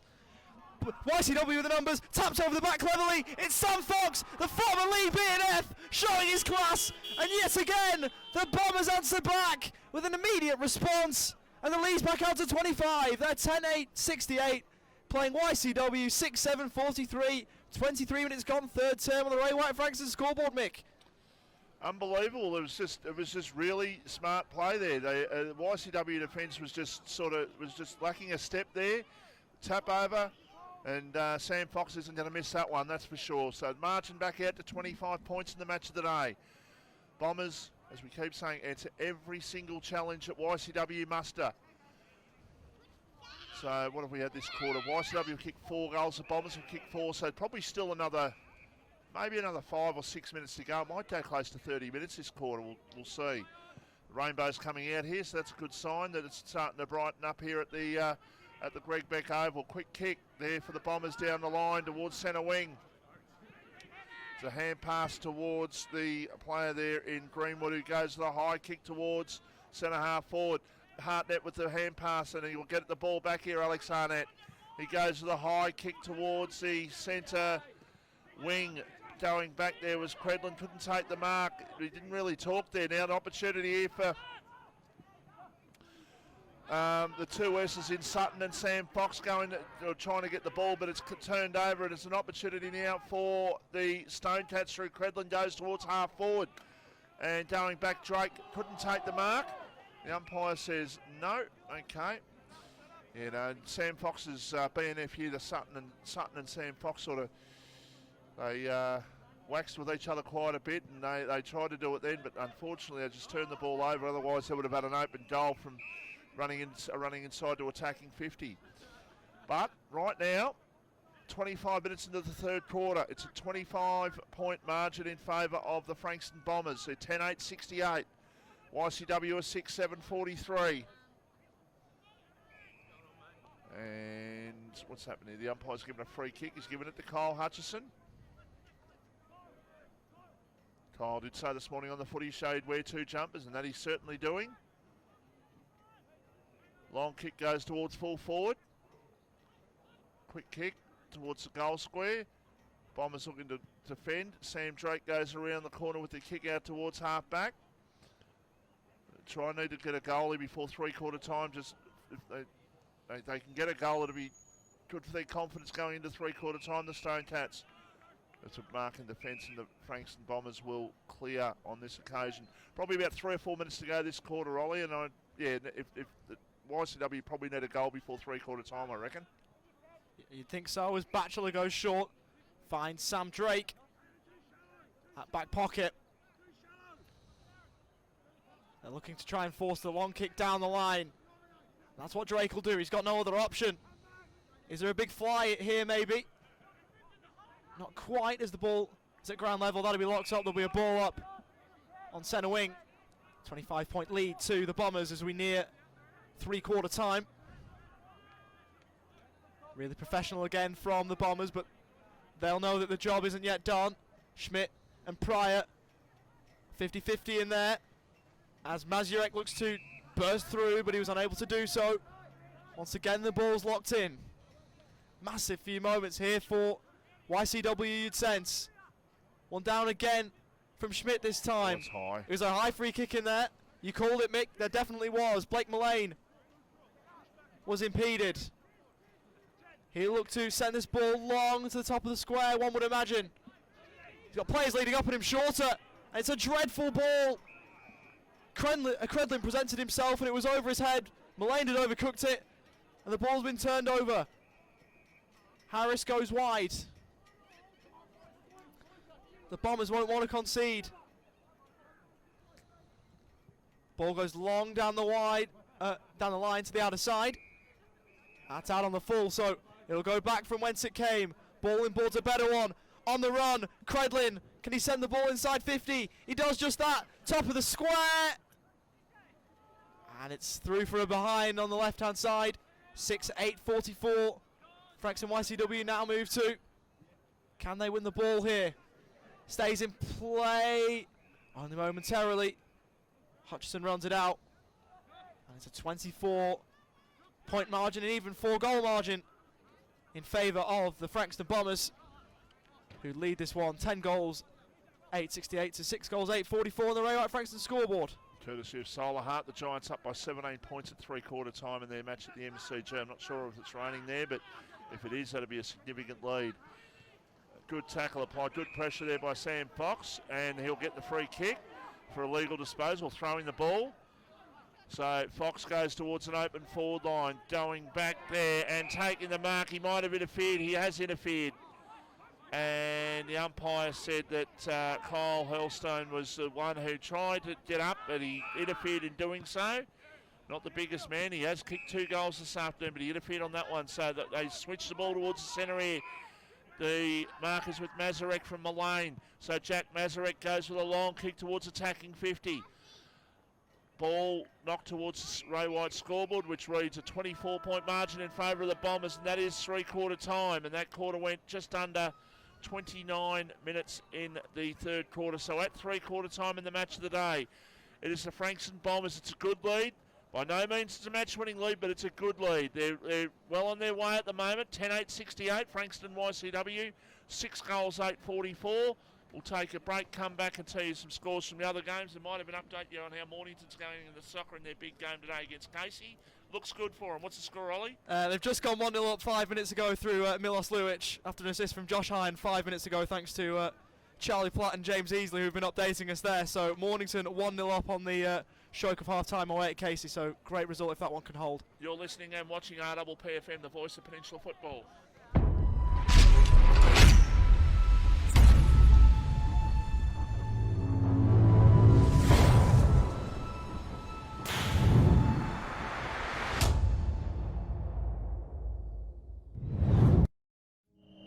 There's a quiet revolution happening on the rooftops of Australia.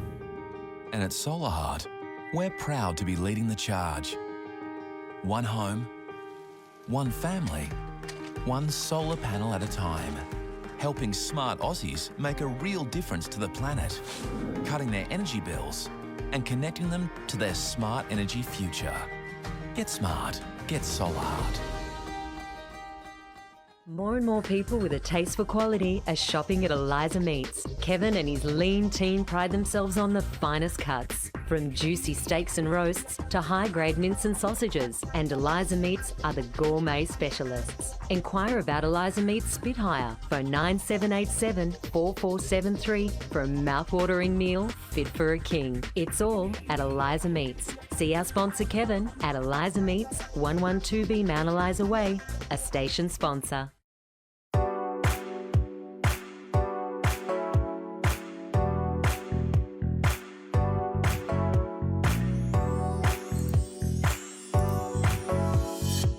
Do you have TV antenna or reception issues? Need to wall mount your TV or want extra TV or data points? Then talk to TV Magic, Frankston and the Peninsula. TV Magic are your local TV and antenna specialists. We look after everything: TV, home theatre, satellite, plus all electrical work. Visit us at tvmagic.com.au or contact Clint for a free quote on 0484 395 555. TV Magic. We make all your TV problems disappear. A station sponsor.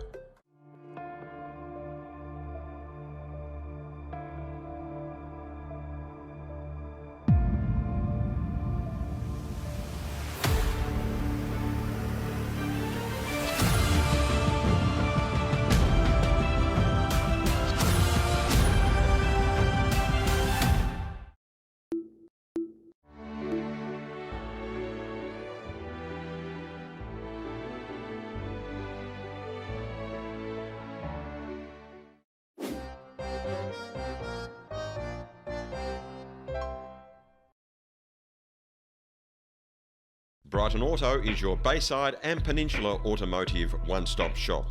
This all-in-one award-winning Mitsubishi, MG and SsangYong dealership is also offering Holden certified parts and service. They have a huge range of new, demo and used vehicles plus factory-trained service technicians. Your proud RPPFM station sponsor, Brighton Auto, will also ensure your dream car is well within reach and kept in great hands. Why not visit brightonauto.com.au or find them at 67 Nepean Highway, Elstonwick, LMCT 10680.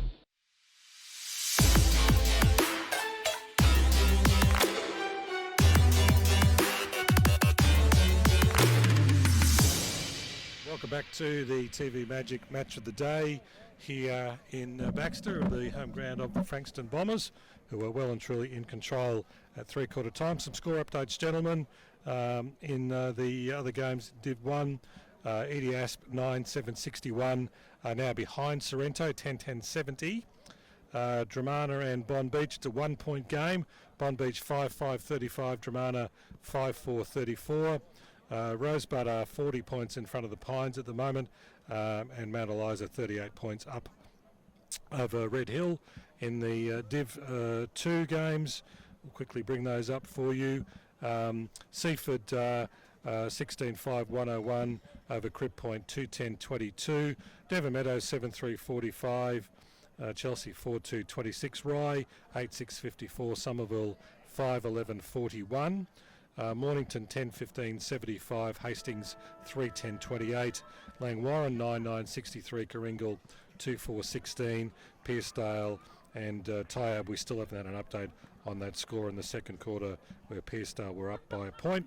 And the AFL game, GWS 5 minutes into the fourth quarter, and it's GWS 8-8-56, Melbourne 5-10-40.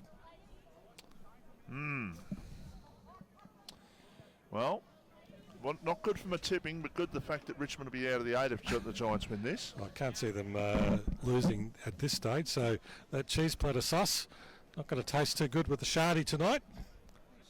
But they'll probably be really nice fish though, and really nice chips. So players are breaking up, and we're going to get underway any tick of the clock. So some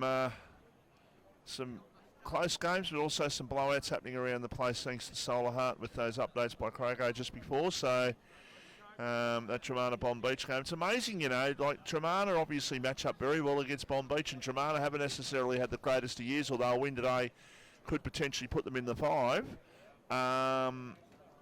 They beat Bond Beach earlier in the year, and they must match up very well against them, so it's interesting. So we're just about to start the last quarter. It is a 24-point lead in favour of the Bombers. They've led all day. They've deserved their lead. Can they hold on? They've done this for 3 quarters. Didn't go out and listen to Bo Muston, but I could just run this game out. We've deserved the lead. Now, I reckon he just say, let's finish off the job, boys. Here's an opportunity for Fox. A high kick by Sam Fox towards centre half forward. Ball on the ground. It's a chance there for the Stone Cats to try and get the ball out through. I think that might be by Wagner. I can see pink boots there, and the ball is going to be balled up. Yeah, it was by Wagner. You can tell with those pink boots, that's for sure. So ball up to take place. Quick kick forward for the Bombers towards full forward. Going back, and the ball goes towards the line and goes over in the right forward pocket. Bombers 24 points in front as ball looking to come back into play. So a high throw in there by the boundary umpire. Stone Cats player was tackled. They'll get the ball out though. Just need to get that first goal quickly of the Stone Cats. If they can get close enough, their reputation, all of a sudden they just might make the Bombers panic a little bit. But the Bombers have answered every single challenge that the Stone Cats have thrown at them in this second half. A high kick by Ryan Marks Logan towards the light post out there, and I was about to say it probably should be deliberate, but in the end the players got close enough to say no, It's not going to be 1.5 minutes into the last quarter. It's the Bombers up by 24 points. First goal crucial in this last quarter, Ollie. Definitely is. If the Bombers get it, it may well be game over. If YC can get the first goal of the quarter, then it's game well and truly back on. But the Bombers in control as the ball was held up on the far side wing. A stoppage on true centre wing as Schmidt wins it out. Trickles it forward, kept in nicely as the handball's back central from Steele. As they go back and find the ball, it was Dees who went to do so. Back with Kayadis, goes back inside 50, high ball! No free kick, no mark, and it trickles out of play. Half forward for the Stone Cats, who really need to capitalise and make sure that this foray forward ends with a goal. Ball back in. Going up is Pryor for the Bombers as they look to try and work the ball forward outside of defence. They got the ball outside of their defensive 50, but not much further. As the ball is still there at half forward for the Stone Cats. I can tell you that Melbourne did kick a goal in the AFL and the Giants have answered, so it's still 16 points in the AFL. As Mullane thought he was held without it, the umpire disagreed, so it'll be another ball in as we tick towards 3 minutes gone in the final term on the Ray White Frankston scoreboard. Bombers up by an even 4-goal margin. Yep, 4-goal margin is the thing, and as long as they can just keep this margin, don't let YCW get back in on the scoreboard. The more this quarter goes, the more they'll be feeling that they've got this in their keeping. It wasn't the greatest of kicks, although it ends up all right. A quick kick by Chapman towards half forward. Hurlston went up, couldn't take the mark. Was he interfered with? The umpire said no, and I'll ball it up at centre half forward here for the Bombers, who lead by 24 points 4 minutes into the last quarter here on the Ray White Frankston scoreboard. With live here thanks to TV Magic at the end of the day. Magnificent meat tray will be going to someone. And boy, oh boy, what a meat tray it is too. Makes me hungry just thinking about it. Quick kick forward there by Sam Fox is going to be marked. And it's marked there at centre half forward here for the Bombers. I think it might be Hurlston. No, it's not Hurlston, it's Kingsbury. Jason Kingsbury kicked a goal in the first quarter. He will go back and have the shot at goal, which I'll tell you what, if he kicks this goal, they're very, very strong. So there's a strong chance already, but YCW will be long odds if he kicks this one. Goes back, has the shot. It's a poor kick, and again, those shots directly in front. There's been 4 or 5 of them this game up that end that have all gone off centre, and I don't know whether it's the ball or they're just not hitting it right or what it is, but it was a poor kick by Kingsbury as the Stone Cats look to build from half, or they look to get the ball out towards half back. Goes towards the line, stays in play just. Deese around the corner goes with the kick. It's picked up there by Chapman. Ball was smothered. And the umpire says, I'm going to ball it up. Just inside the attacking 50 here for the Bombers, I should say, who lead 10-8-68. YCW is 6 goals, 8-44, and that's on the Ray White Frankston scoreboard. Ball back up, one down by Haratuku. As a shot on goal, it's turned into more of a set-up kick. And the Stone Cats should clear from full-back. They're going towards the outer side wing. It'll be chopped off. Marked by Garrett, who should send it back. Looks to launch the ball long inside 50. No mark taken, it's brought to ground. Angwin's got to deal with it. Loses possession. And that's a massive goal. Calls for touch off the boot. And they're going to fall on deaf ears. And that might well be the final nail in the Stone Cat coffin. Well, I know she's not here today, but she probably should be now. I reckon this game's over, boys. There's a knock on the door. I reckon this game is over, but 11-8-74 to 6-8-44. That's a huge goal there for the Bombers and a huge goal to Jake Greeley, who put that one through. And Bo Mustin out there on centre wing. He must be a very happy coach at the moment. There's still obviously time to go, but right now they're looking so strong. Harnett with a high kick towards centre half forward. Ball knocked back. Volleyball style. It ends up with the Bombers and they go in short. The marker's taken. They can play on. It was smothered off the boot. Now comes back the Stonecats way. Deese has got it. Gets the hand pass in towards the centre of the ground. Towards the teammate there. He gets it over the top. Sam Fox was tackled. Might have been slung. Yes, he was, says the umpire. And he will take the free kick. But you were saying before about, I mentioned the player at three-quarter time, I reckon's had a great game in Alex Arnett. And you're right about Sam Fox, especially in his second half. He's really getting his mojo back into this game and really getting down and dirty there, Ollie. Yeah, he's been quality, Sam Fox, particularly in the last couple of quarters. Maybe he started slow, but it's definitely built his way back into it as the ball goes long towards half forward for the Bombers. Brought to ground! Open goal! Haratuku! They think it's all over! If it wasn't before, it is now. To quote the 1966 World Cup final, they think it's all over. Well, it is now. The Bombers are flying. At 12:80 on the Ray White Frankston scoreboard, 6 goals in front of Frankston YCW, who are 6-8-44. And the Stonecats are going to get their first loss of the season. And I haven't asked you, are you going to get up and watch the Euro tomorrow morning? Is the Pope Catholic? Of course I'm getting Is up. football coming home, Ollie? Much like the 4 points to Frankston Bombers, football's coming home, and the 4 points are coming home with the Bombers this afternoon. As the ball goes back up in the middle, one down, the Bombers, irrepressible, going forward again. Nice turn, shot on goal, around the corner from Grant. But he's done much better than that. That's going to miss all the way to the left. That's not even going to register a score. And the former Bulldog and son will be disappointed there that he's not even kicked it behind there. But not on a team level, because his team are going to run out winners at this point unless there's a remarkable comeback, which I don't think there will be. They've kicked 6 goals for the afternoon, and they're going to have to kick at least that amount. Well, a tad more, you'd reckon, if they're going to come back and win this game from here. Mark taken on the far side wing, handball overhead, looking to paddle it to himself is Rowan Steele. Kicked 3 of those 6 goals today, but just can't keep it in. That's symptomatic of the Stonecats day this afternoon, just not going to plan for them. He was at the races there too, and he just couldn't control the ball. It's a story of their day, and they need to take risks here. They need no stop-start football. They've just got to try and get the ball in to their forward line. That was a kick by Schmidt towards half forward. It's picked up there though for the Bombers, and they will clear through the agency of Batchelor. Jake Batchelor's been good this afternoon in defence. He gets the ball over towards his teammate. Now they go out towards Chapman on centre wing. Trouble for Sam Fox. He's just gone down in a heap. Just got hit. Might Real have got problem. Hit might have got hit in the comic cuts too.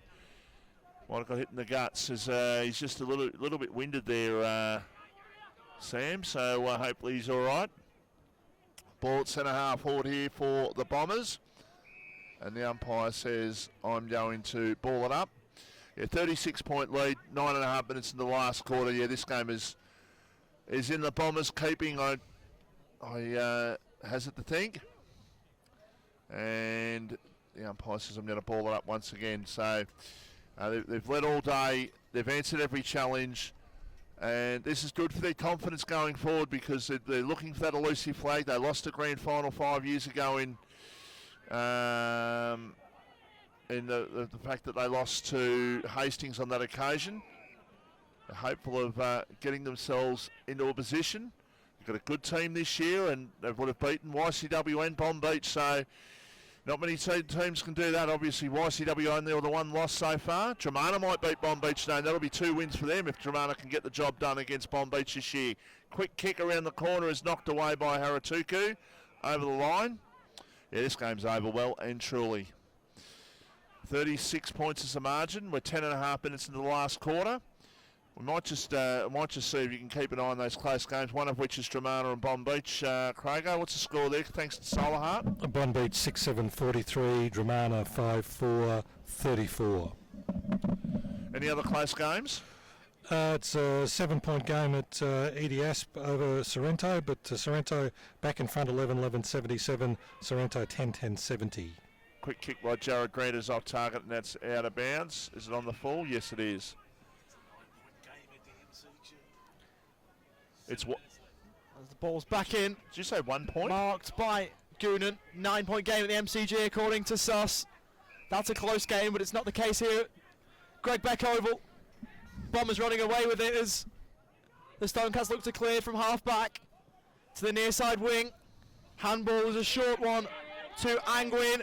steaming away is Pickus. Another bounce, loses control, looks to hack it out of mid-air, but couldn't quite do so after the bounce had failed him. Back into the middle of the ground. It's not going to plan for YCW as the handball is short from Drake, looking to fight through is Matthew Harris. Back with Drake. Ball through the middle of the ground. As it's found its way to Alex Harnett. High, tumbling ball, is it coming back? It's coming back! And it's gone through for a behind. I tell you what, that bounced at right angles. That would have... That was much more wayward bounce than even Stephen Milne in the 2010 Grand Final could even imagine. Apologies to my fellow Saints supporters for bringing that one up, but that turned more than the Milne one on the MCG on that drawn Grand Final day. As Mullane looks to move the ball forward. Looks down the line, should be chopped off, and it is by Sam Drake. Shrugs the tackle and handballs it short. Looks for the chipping ball, which is marked. You want to watch it? By Greeley. Inboard to Haratuku. Kick long from Chapman towards half forward. High ball. Mark is dropped. The Stonecats looking to the outside. Bombers win the ball back. Handball short. And it's just gone out of play. In fact, there's a sling tackle. It's going to be a free kick. And it's threatening to boil over. YCW players frustrated. And they're letting their frustrations tell. But there's a free kick right on the boundary. I think it's going to go to Cal Hurlstone, who from the boundary has a chance to really ice this game and put the cherry on the cake. It'll be an absolute worldie if he can kick it from here. About 40 metres out, right on the boundary. He'll have to run round and snap this one through the middle. One would think, anyway. Or is he going to go for the drop pump? Carl Hurlstone. This would well and truly ice the game. Right on the fence. He's shaping up for the drop punt. Hurlstone. It's coming back. It's dropping short, and it's going to be a rush behind, so the Bombers will move to 12-10-82. Playing against the Frankston YCW, who are well behind in this game, 6-8-44 on the Ray White Frankston scoreboard. That kick nearly chopped off. Bombers win it back. Handball short. It's with Page. Snap around the body. Is it all the way through? You better believe it is. The Bombers are home. 13-10-88. Plays the YCW 6-10-44. Rather 6-8-44 on the Ray White Frankston scoreboard. And the Frankston Bombers have claimed the biggest scalp of this season. They've knocked off the YCW for the first time this season. They certainly have, and this is a real game changer as far as the Bombers' confidence. They are running away with this game. They're not only winning it, they're running away with it. Haratuku, it was Haratuku who won it down. Ball forward for the Stonecats now, and the mark is taken by Butland. Nice work front and centre, shot on goal, and it's a consolation.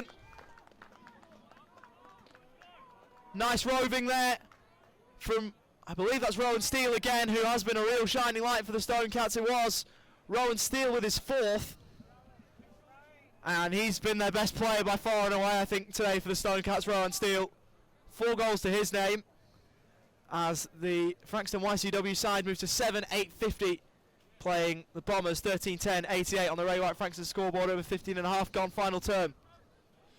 So ball back to the middle. Not much celebration. They know their fate this afternoon, the Stonecats.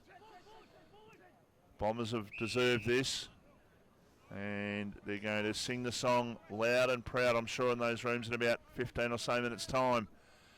So ball knocked down by Haratuku as a quick kick forward for the Stonecats is going to be cut off there by Harris, I think, at half back. He's tackled. He wasn't told to go because he was hot, so they tackled him. YCW, they get the free kick.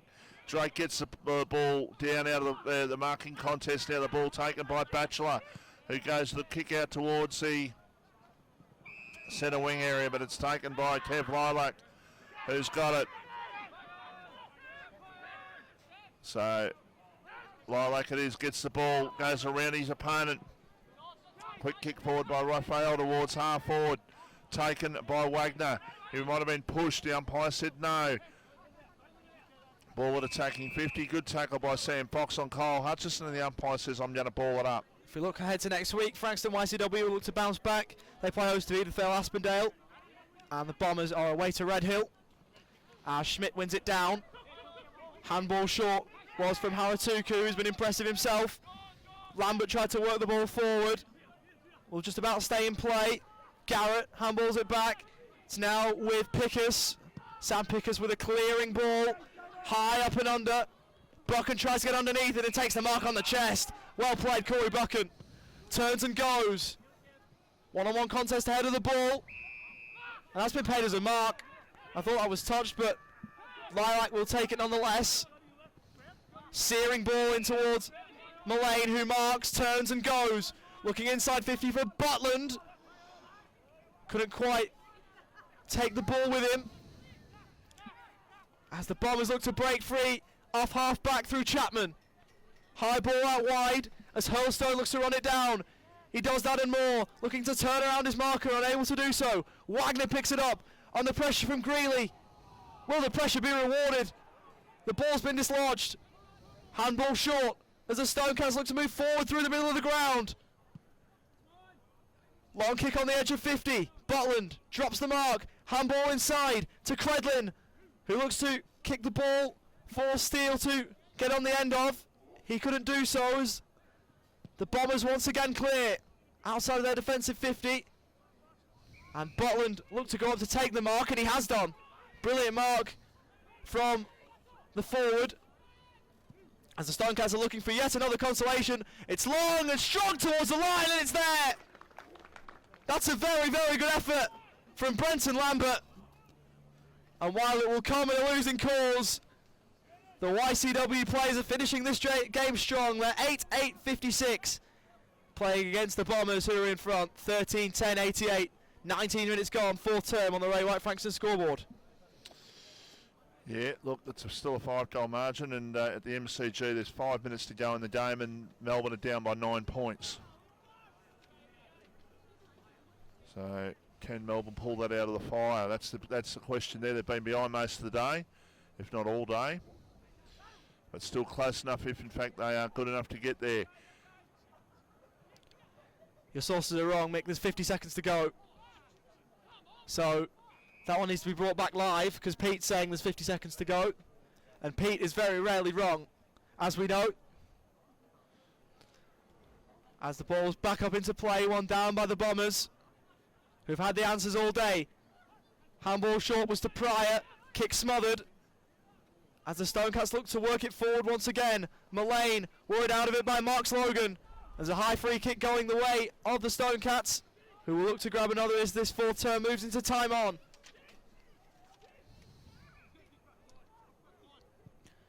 Ball is pulled, and it's pulled too much in set mark by Josh Chapman, who looks the outer side. Long, high ball looking for Page. He won't be able to take control, but the Bombers keep it, but not for too much longer. Surely a free kick on Bailey Angwin, who's caught cold. Great tackle from Jay Page, who wins the free kick. Looks to go into the middle of the ground, and after he kicked the ball, he's won his team of 50, and this is almost a certainty. Poor discipline again from Frankston YCW. One of a number of 50-metre penalties they've given away today. And it looks like Jay Page will have a reasonable shot on goal to put the Bombers 14th on the board. The result is beyond doubt, you'd think, but they'd want to put the icing on the cake. Jay Page on a slight angle, left hand upright, it's sneaked in. That's the icing on the cake, and it's going to be a very, very tasty cake. One would think tonight if you're of a Bombers persuasion, 14-10-94. Play YCW, who haven't had the answers all day. They're 8-8-56 on the Ray White Frankston scoreboard. 21.5 gone fourth term on that Ray White Frankston scoreboard. Michael Voss. And just as we were talking to Brad Wickie-Canavan, the coach of Somerville this morning, who beat the previous undefeated Langwarrin, it might awaken the Giant. This might awaken YCW from whatever slumber they've been in today. But in saying that, the Bombers have been too good, and that's as simple as that today. Quick kick towards half forward. Mark, they can get it and go here. They go with a hand pass now with a high kick towards full forward. But it's going to be, I was going to say, marked in front by Batchelor, not to be. Quick snap is smothered off the boot. Ball still an opportunity here in the pocket.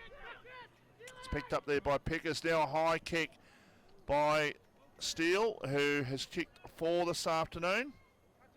He missed that one. 8-9-57 plays 14-10-94, and yeah, I was looking at another clock there before. The Giants going to win, or they would have won by now. So Melbourne with the opportunity for the Bulldogs to go to the top of the table tomorrow if they can beat North Melbourne. Long kick out of full back, high kick out towards half back. Going up, Schmidt takes the mark. He goes in short. He's got a teammate there who can get it and go. They go towards half forward. Ball off the pack. Still a chance here for the Bombers to clear through. Drake gets a hand pass over, but it's cut off there. I think that's by Credlin, who went in short, but that's a poor kick, and the mark has been taken there in defence by Ryan Marks Logan, who gets it and goes in short. And the mark has been taken there for the Bombers. They can just chip it around.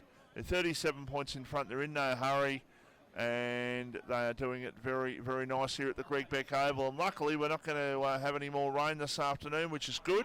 Look like we're going to get showered with rain there before, but it has cleared up, and we're going to get through this game no problems whatsoever. Ball back in, half forward for the Stone Cats, who go back with the tail in between their legs. Short drive back, but it won't be a positive one for Frankston YCW as the ball goes towards full forward. Siampa's trying to work it forward. Surely caught high was Luca Goonan, who will have a chance to go back and slot this one on an angle. 45-degree angle, right of centre, about 30 metres out. He'll kick from. Mount Eliza have won by 14 points thanks to Solar Heart. So Goonan looking to get himself on the score sheet today for YCW. The kick is online by the looks of things. No, it's just veered off to the left. And so YCW move to 8-10 they move to now 58. Playing the Bombers, who are 14-10-94. 24 and 3/4 minutes gone in the final term on the Ray White Frankston scoreboard as the Bombers move it back in from full back. Long ball. No one able to take a mark. Looking to win the ball forward and kick it forward was Pryor. Kick toward the wing here on the near side. Was looking for Angwin, but will elude him, and it'll be out for a boundary throw in true centre wing. Just over 25 minutes gone in the final term. Frankston Bombers have kicked 4 in the last quarter, and Frankston YCW have kicked 2. So, and just repeating that final score, it was a 14-point win to Mount Eliza. 76-62 was the final score against Red Hill. So Mount Eliza will stay third. The Bombers will stay fourth tonight. As the kick comes inside, attacking 50. Steele tried to get the ball over. It's picked up there for the YCW side, and Credlin, who has a shot at goal. BJ Credlin doesn't have many shots at goal. He had a snap there, but he missed. So 8-11-59 Frankston YCW. Frankston Bombers 14-10-94 as the kick comes in from full back.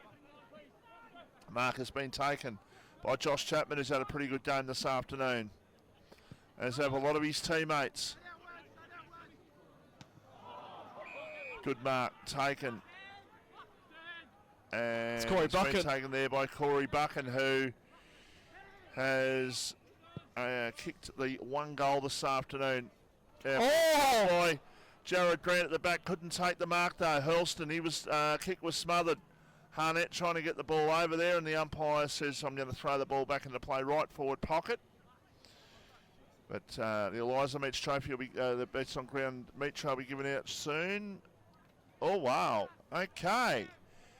Well done to the Tyre Football Club. And 8-4-52. Looks like they've beaten Piersdale 4-4-28. So well done to Tyre if that's the case. So we wish them a good night, because they've had a long, hard year, but a win that'll be the beer will taste nice night if in fact that is the score, the final score in that one.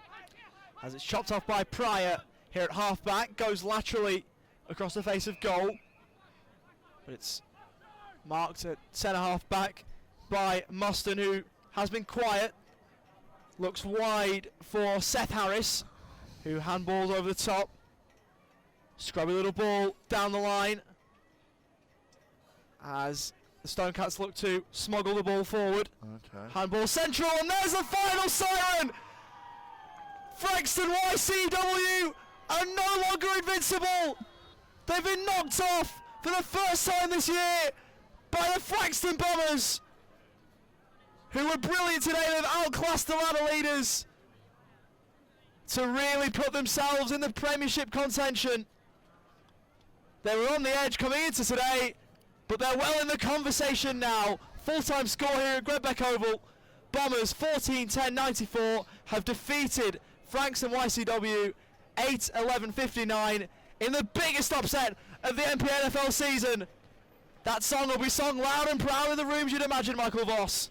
Very much so, Ollie, and just courtesy of Solar Heart, Sorrento beat Needafale Aspendale by 2 points, 85-83.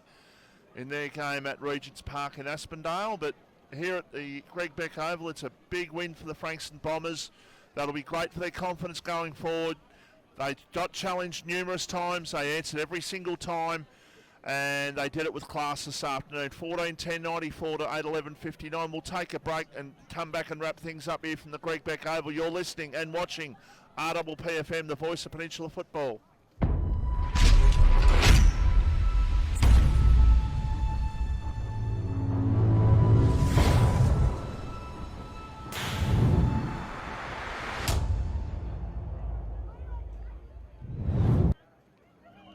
There's a quiet revolution happening on the rooftops of Australia. And at Solar Heart, we're proud to be leading the charge. One home, one family, one solar panel at a time, helping smart Aussies make a real difference to the planet, cutting their energy bills and connecting them to their smart energy future. Get smart, get Solar Heart. More and more people with a taste for quality are shopping at Eliza Meats. Kevin and his lean team pride themselves on the finest cuts, from juicy steaks and roasts to high-grade mince and sausages. And Eliza Meats are the gourmet specialists. Inquire about Eliza Meats Spit Hire. Phone 9787 4473 for a mouth-watering meal fit for a king. It's all at Eliza Meats. See our sponsor Kevin at Eliza Meats, 112B Mount Eliza Way, a station sponsor.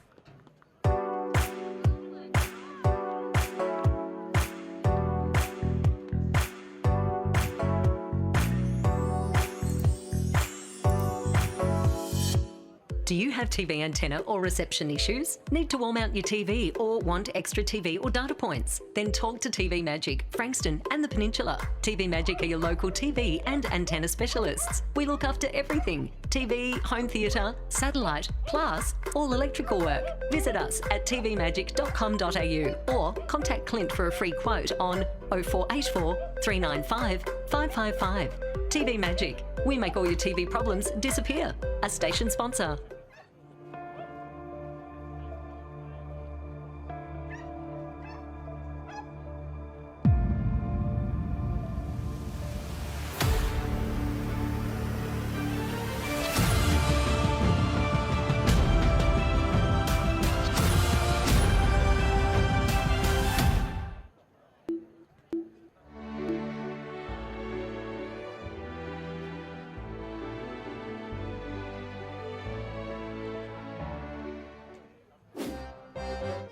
And welcome back to our TV Magic Match of the Day. Before we go back to the boys to get the man of the match, let's just quickly run through these results for you. In Div 1, full-time score, Edie Asp 12-11-83, Sorrento 12-13-85. Of course, the Bombers way too good here, 14-10-94, 8-11-59. In the Bond Beach Dramana game, Bond Beach have run out winners 6-7-43 over Dramana 6-4-40. Rosebud big winners over the Pines 15-12-102 to Pines 4-7-31, and that score we gave earlier, Mount Eliza 11-10-76, Red Hill 8-14-62.